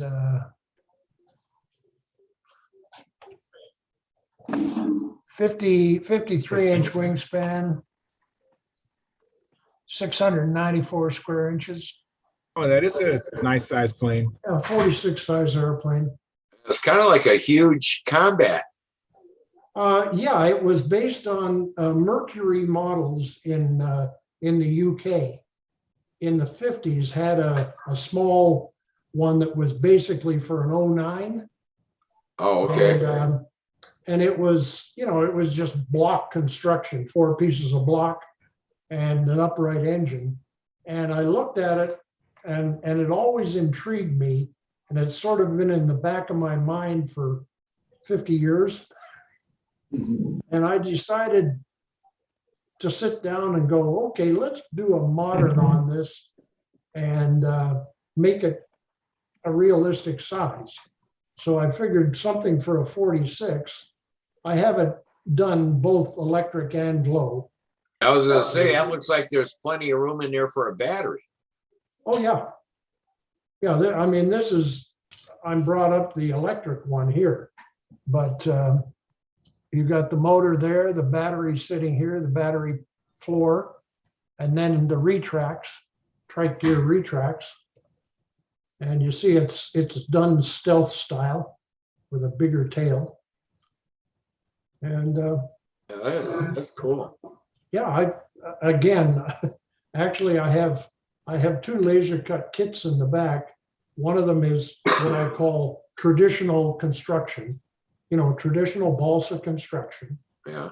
And the other one, I'm trying to figure out how to build models not using any balsa anymore. Because balsa is expensive as hell. It's almost impossible to get good contest balsa. So what happened was that back when I was owning RSM, I used to buy my plywood from a company in Tustin. And when I was there one day, I met the guys who made drums. for the music industry.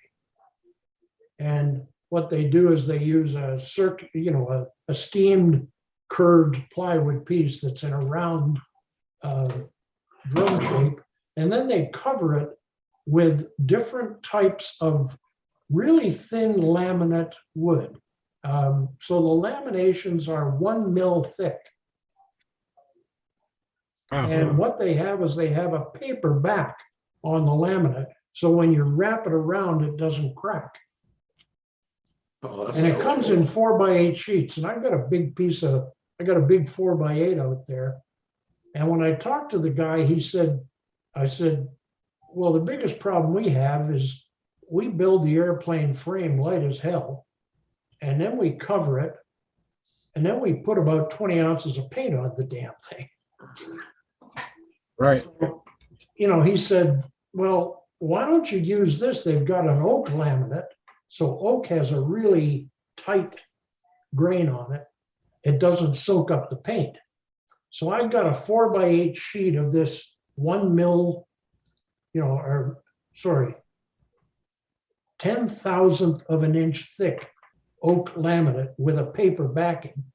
And I'm going to cover the wings and the fuselage with it. And what I've done is made the spars out of spruce. You have balsa ribs, or what are you going to use for ribs in it, Eric? Light ply with them hollowed out. Oh, okay. So I've laid it out. I've laid out the balsa parts without covering and without paint. And I've laid out the spruce and light ply parts. And they're within an ounce of each other. Wow. So I'm figuring even with the laminate, it's very light. If we take silk span or ply span and paint, with the number of coats of paint we have to put on and fuel proofing, I should be way under in terms of overall weight. Going to bring it to Colorado and let me fly it? I'm sorry? Going to bring it to Colorado and let me fly it? No, I'll send you the kit. You can build it and fly it. Okay. No, I've got, as I say, I've got a full balsa one, all laser cut out there, and I've got the other one for the alternate.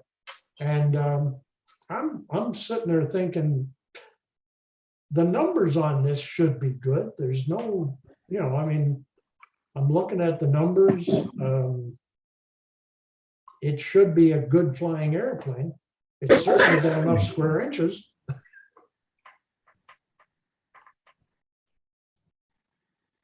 Very cool. It looks neat.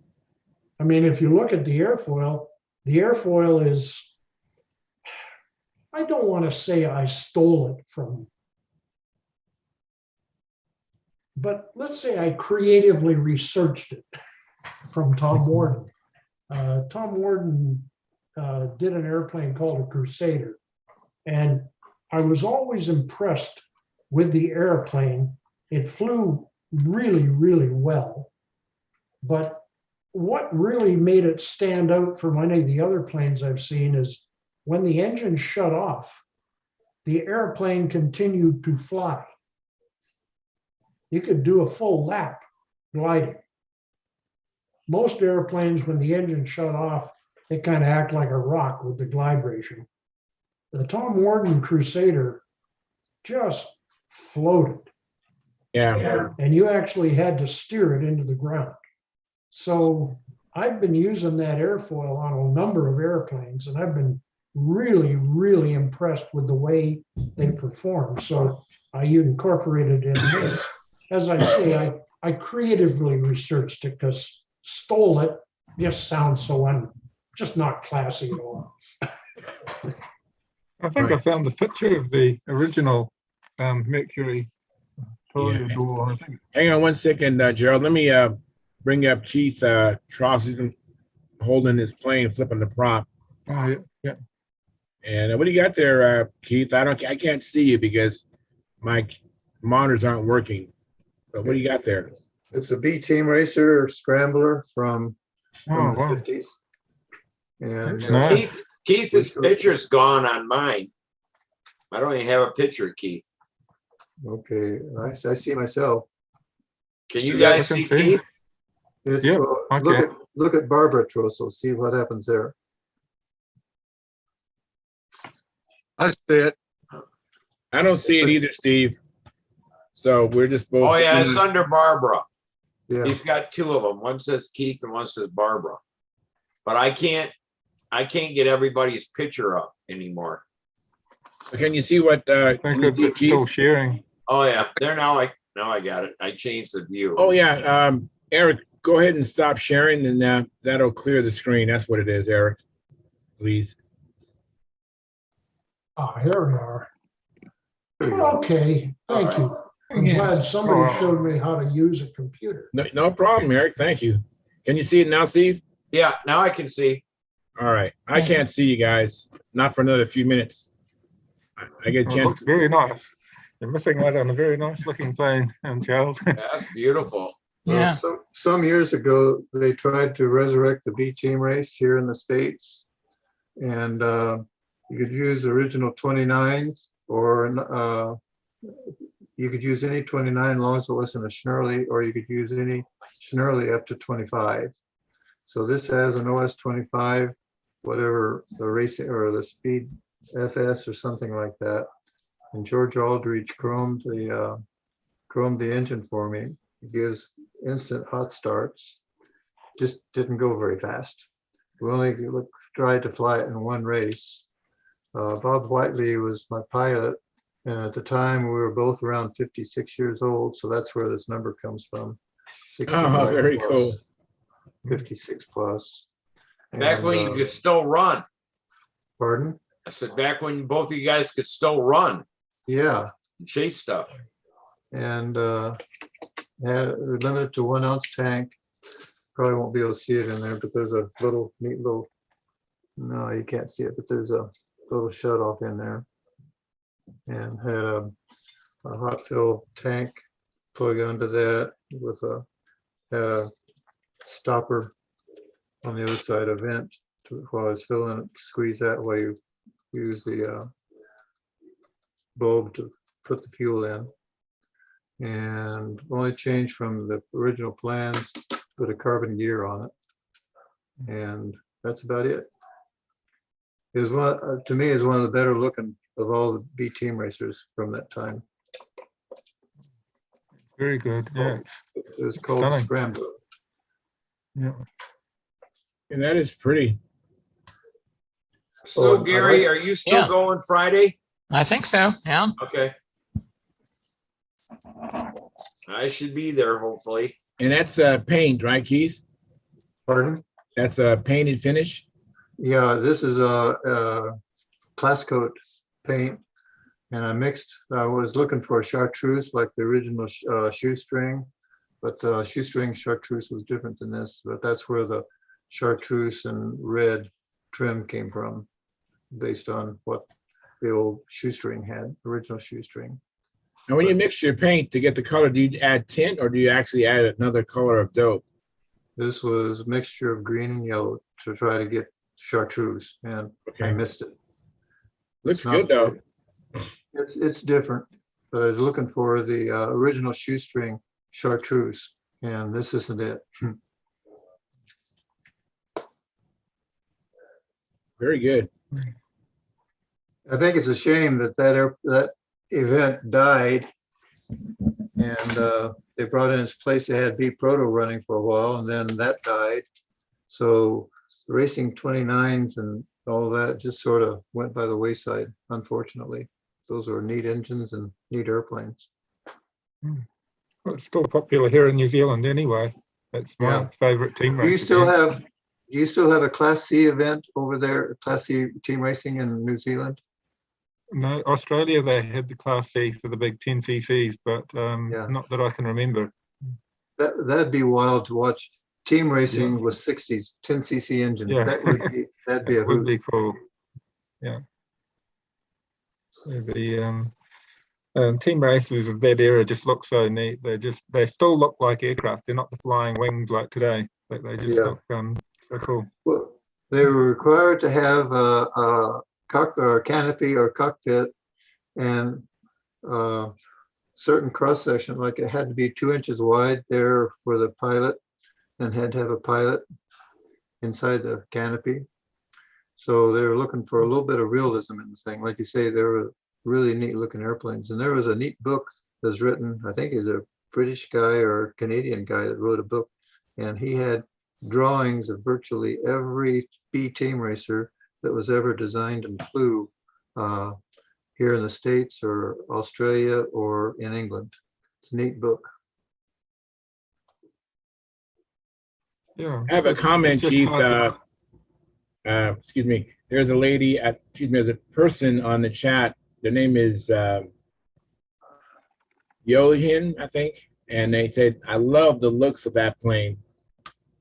So I think they're referring to your airplane. And then Jeff Riley comes in and says, chartreuse, wow, that's a $5 word.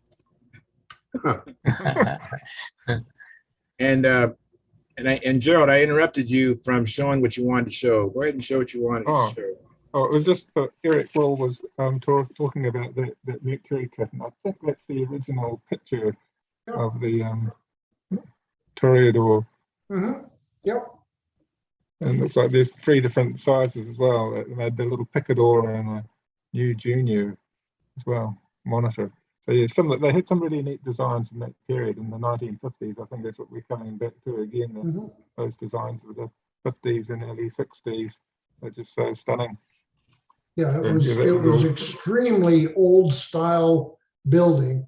I mean, the kit came with the fuselage sides, top and bottom were a piece of 1/4 inch balsa.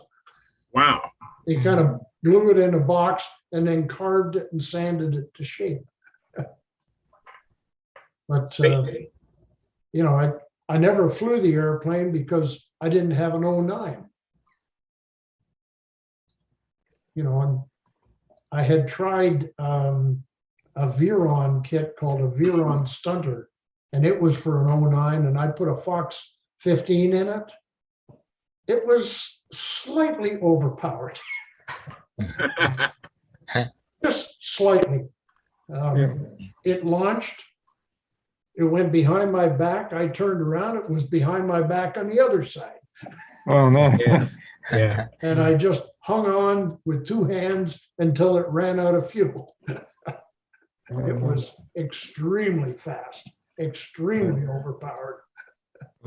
Needed a little 09 like that. Little diesel Lord. 09. Yeah, the little diesels That's like an that are 09 quite neat. diesel, right? Yeah. Yeah, that's the sort of thing they would have used back then. Not a All lot I of can tell you horsepower. is I'm in awe of your ability to fly a diesel.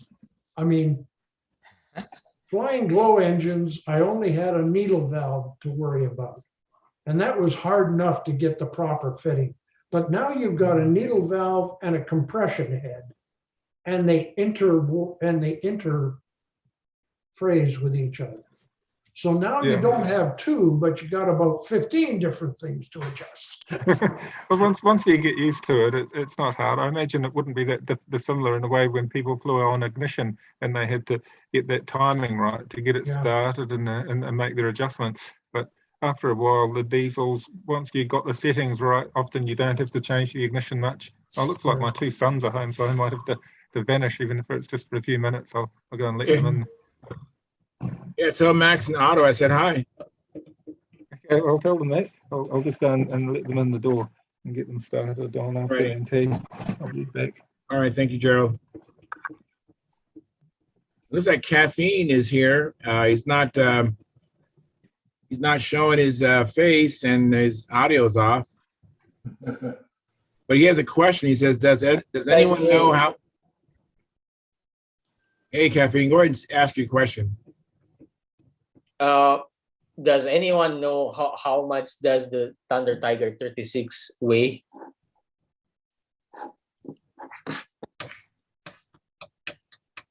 The 36, you said? Yes. Obviously, you're in Stunthangar, so I can weigh mine maybe when I get off the show.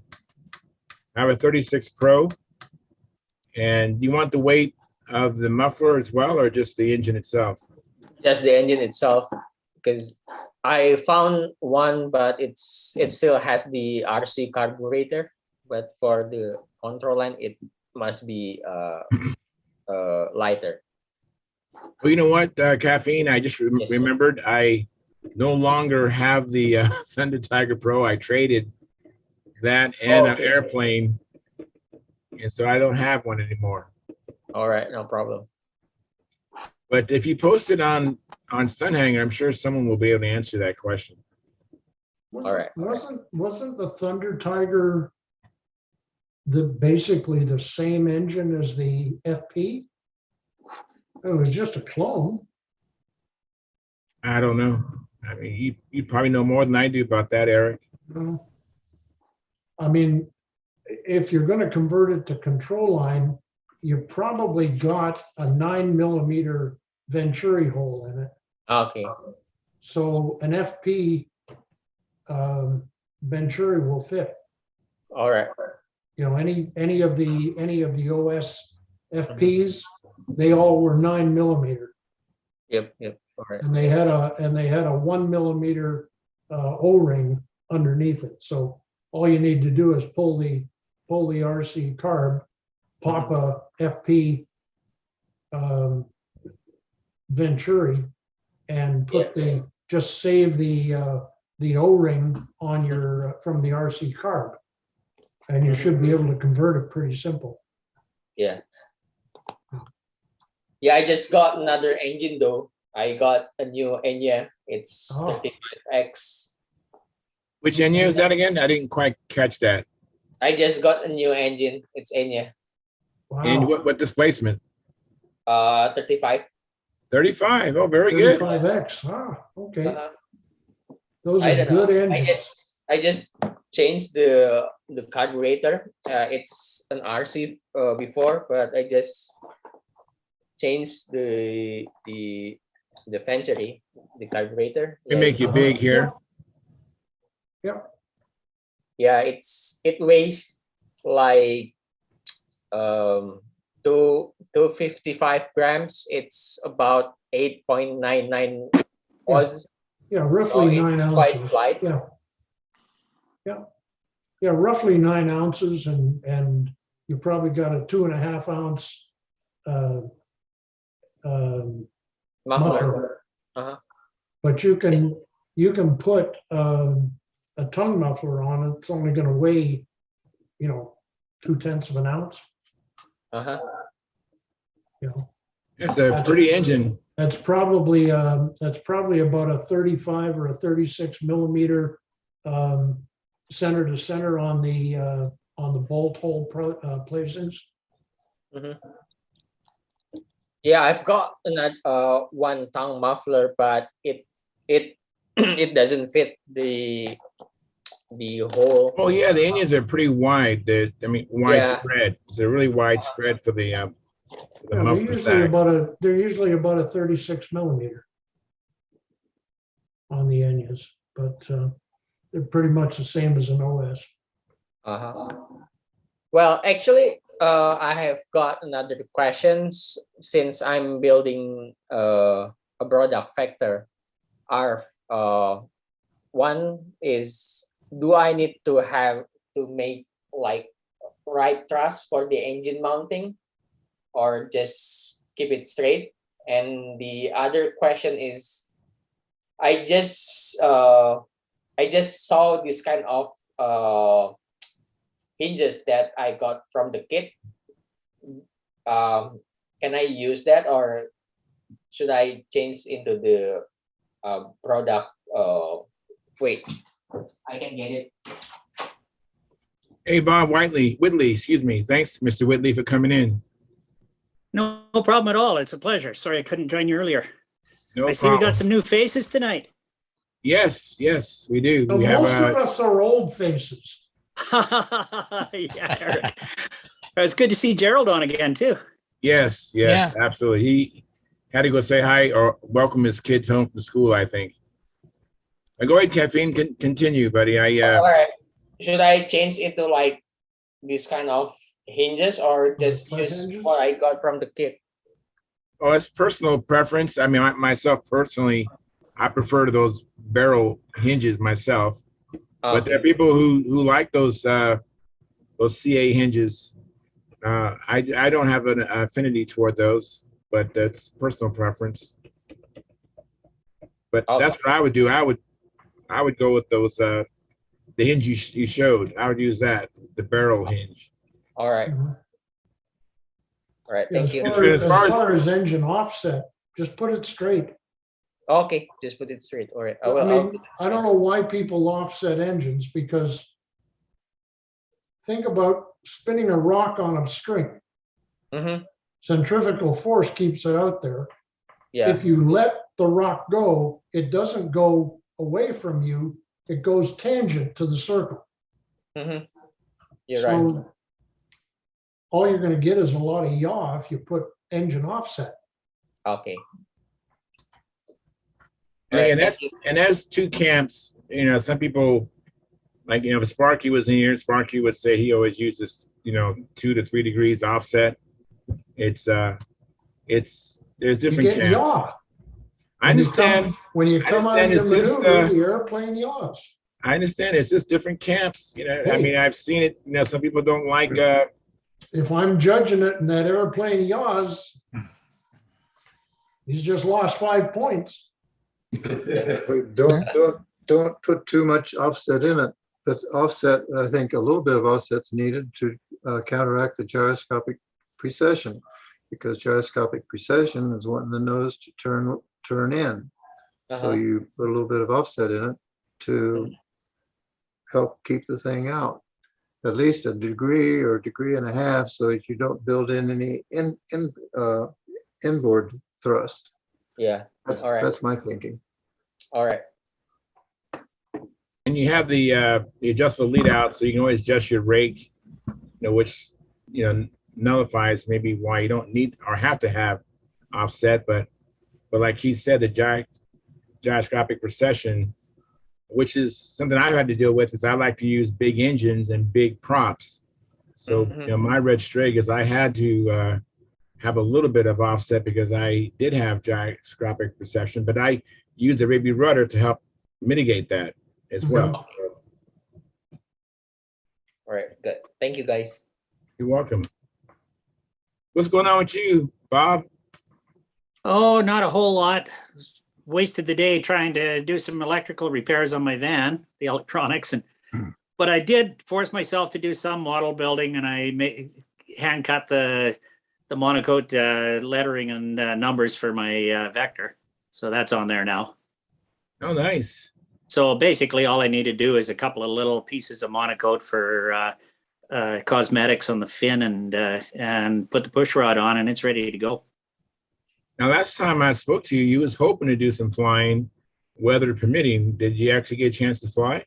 No, it was one of those weekends. I was a bit under the weather too, and then by the time I was feeling better, the wind picked up. Oh, that's too bad.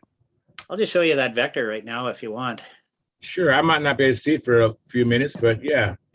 There, I'll just flip it around, camera around here. Yeah, I'm just missing one of my monitors not working right, so I can't see when I spotlight it. So I don't know if you can see it there. I will see it in a few minutes, Yeah. but everybody can see it now. Oh, I just can't see it. that's profile factor, right? Turn it around a bit here. That's got a LA 46 on the nose. So should fly pretty good. Yeah, Caffeine asked, is that a profile? That's what Caffeine asked. Yeah, it's profile. I repaired a somewhat badly damaged ARF wing I was given, and I decided, okay, I'll just build a profile around that because I had the plans, and actually I've got a full fuse kit here for the Vector 40, so I just traced the plans out and built it. So I didn't have the greatest of wood for it, so it all up weight now is 55 ounces ready to go. Well, that's a pretty color scheme, Bob. You did a nice color scheme. Yeah, it's just all done with iron-on. Nothing really special. Yeah, but it looks good. Looks very good. Yeah, I still got to put maple leaf in that little white area in the middle of the fuse and do some black and red stripes on the tail. And that's about it. And what engine do you have on LA it? 46. Oh, that should be nice. And what prop are you using on your LA 46? Well, the one I have on there right now isn't the one I'm going to use for a while. I've got unobtainium on there. That's an 11.6 EW. Oh, yeah, it is. I love it. So initial flights, I'll use whatever and see how it's going. I'll probably just throw some plastic props on initially. Very, very cool. Looks good. I like how it looks. Looks really pretty. You know, the vectors and the SVs, you know, they got nice lines to them. They look racy. Yeah. Is the plastic and wood props will give you different effect? Or Well, my opinion, coming from full-size aviation, is that a wooden prop has its own permanent elasticity built into it. So it doesn't develop any kind of a stress problem. And whereas man-made materials can. But the big reason I'd use plastic is because these props that I've got on it are just not available. They haven't been around for forever. And Sparky, in fact, the other day was saying he had some of them and he'd never get rid of them. Because for the 46s, especially the old Super Tiger 46s, those were the prop of choice. And I've got about 10 or 12 of them. Wow. Wow. Way back in the day, I bought a full package of them. Wow. Gee, all you got to do is buy yourself a 5-axis CNC router and you could rebuild them. I've thought about it. My background is cabinet making, so I'm quite familiar with the concept. Well, that'd give you a real nice finish that you wouldn't have to do a lot of finish sanding on, and then just dip it in Dethane, and you got yourself a beautiful prop. Yeah, or just not break the ones I have. And you know, you're in Canada, as I gather. Yeah. So maple is not a problem for you, or even good quality beechwood. I have racks of maple, Eric. Yeah. Just out here, maple isn't readily available. That's regarded as pretty well exotic because we don't have any maple in Western Canada naturally. Oh, it's all imported from the east. Yeah. See, I'm originally from the Toronto area, so maple is all over the place. Oh yeah. Now here it's a rarity. So yeah. And price of lumber these days. Beechwood. I would think you could get beechwood pretty easily. Oh, I've got maple. That's not a problem. I've got racks of it, but 8-quarter stock. But from when I was doing cabinets, so. Hey, 5 axes and you're done. Yeah, it's like at the contest every year. I've just been ripping up scrap maple into motor mounts and giving them to the guys. Oh, yeah. Take however many handfuls you want. Oh Lord. You look at the garbage that they sell in the hobby shops, if you can get it, $5, $6 for a little 12-inch stick. Yeah, no, it's ridiculous. And to me, it's firewood. Yeah. Yeah, I used to, when I owned RSM, I used to get the maple from Bud Nosen. Yeah. And he had 18-inch sticks, and I bought them in enough volume. I got them for 50 cents a piece, which was a heck of a price. Yeah. You know, and those were, properly cut down to half by 5/8. Yeah, and as far as aircraft ply goes, I've got lots of that, and thicknesses from roughly a 64th. Mine's mostly metric, but equivalent 64th up to ½ inch. Mm-hmm. So from my full-size airplane building days. Yeah. Is this the Russian ply that came through, or the Finnish ply that I know we used to get a lot of that in Canada? The Finnish. This is Finnish, and it was really good. Yeah. And I'm sure it's all 5-ply that you've got, not 3-ply. Yeah, Yeah. that's right. Except the thicker ones, of course, are 7 or Oh, yeah. 9-ply, whatever. But Well, I'm thinking up to 1/4 inch are probably 5-ply. With the there's a exception of the supplier here in 64th. Edmonton carries it, all kinds of exotic woods, and he also carries aircraft ply and Baltic birch. Oh, And I can get 4x8 sheets from him instead of the pain in the butt 5x5s. Yeah, yeah. Hey, Robert Whitley, Yes, sir. you've given me some problems, because I lived and good friends for a long time with Bob Whiteley, flew with him for years. We were in Southern California together, and we moved to Tucson at the same time.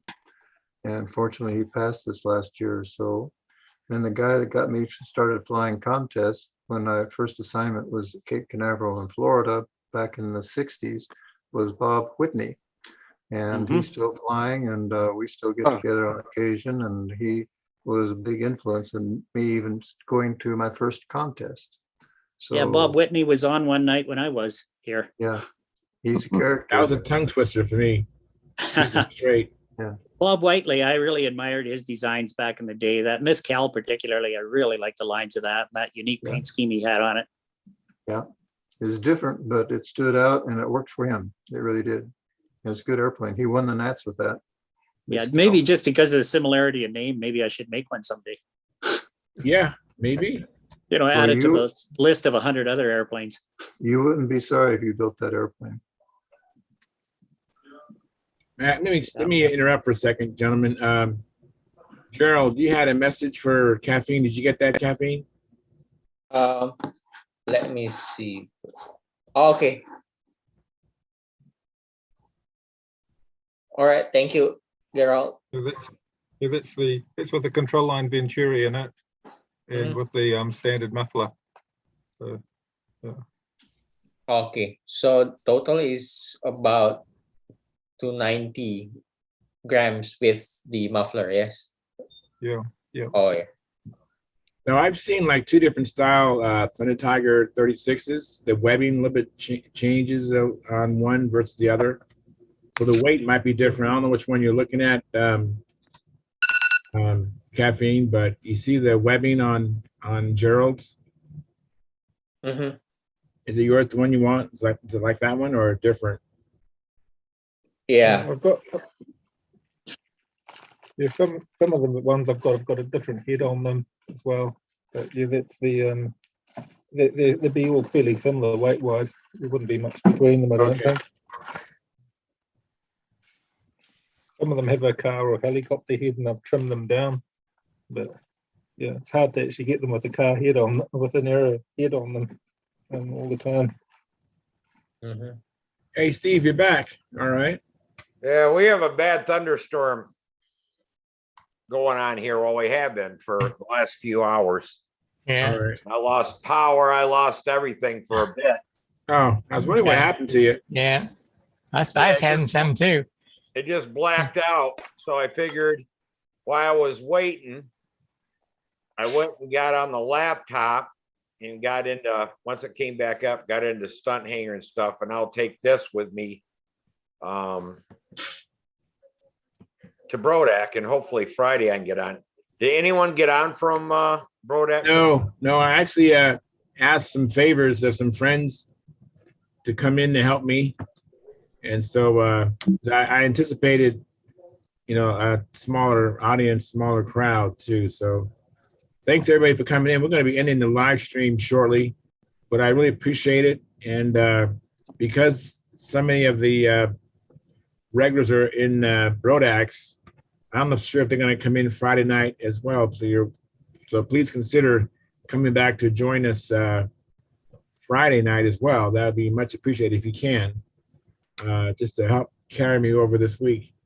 And I have a comment here from Johinj.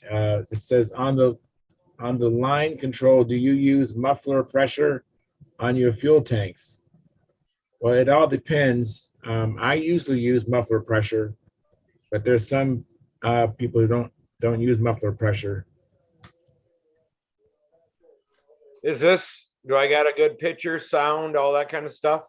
Yep. Yeah. Okay. God help us. Yeah. Well, what I'll do is I'll try to get everybody. There's a lot of us staying at the one hotel, Okay. and I'll set up the room or whatever and see if I can't get people to come in the Well, room. that'd be nice. That'd be nice. If you know, if the bandwidth is like most hotels, I understand if it doesn't work. That's always a challenge. At this place, they have they actually have a room with a plug. And I got my cord. I don't know what kind of cord that is. RJ45. Okay. That's what you can plug in there. So you got, it's not Wi-Fi, it's actually plug in. Okay, good. That's excellent. Some of the rooms have it. Samantha's is supposed to. I don't know if mine will or not, because she has to be on for work. So they found her a room with the plug-in type. So maybe even we can plug in her room on Friday night. Oh, that'd be cool. That'd be cool. Yeah, because I don't want to count on Wi-Fi either. All right, I'm gonna get off, and I'll see everybody. Hopefully, everybody Friday. Yes. Thank you everybody. We had a good show. Thank you. I really appreciate it. We ended up with See you Friday. see you Friday. Thank you, Eric. Appreciate it, buddy. Eric, good to meet you. Seeing you guys. See you. All right, and thank you, Gerald from New Zealand. Thank you very much, and thank you, Bob Whitley from Canada. There's an international show here, and then we have Caffeine from. Where are you from, Caffeine? From Indonesia. Indonesia. Wow. Yes, big time. Wow. Big time. Indonesia, Yeah. New Zealand, and Canada, and the United States. Yeah, we'll let the Americans on our show. All right. Well, thank you, everybody. We're going to end the stream shortly, and hopefully have a chance to go out there and fly or go in your shop or build something or come across an interesting article or plane and do a show and tell Friday as well. So with that being said, I'm going to end the stream now. All right. And Be in touch, Charles. thank you. Yeah. Hey, Joe, matter of fact, when can I drop off your birthday thing? Tomorrow. I work tomorrow night. So can I come by in the morning before you go to work? Yeah. What's a good time? Either way, my birthday's all week long, so. Okay, that's right. All week long and Father's Day, right? Yeah, Father's Day. So Father's That's Day. good. I mean, this guy has it made. Father's Day and his birthday. I have it made. He has it made. Yes. All right, man. Hey, thanks everybody. We're going to end the live stream now.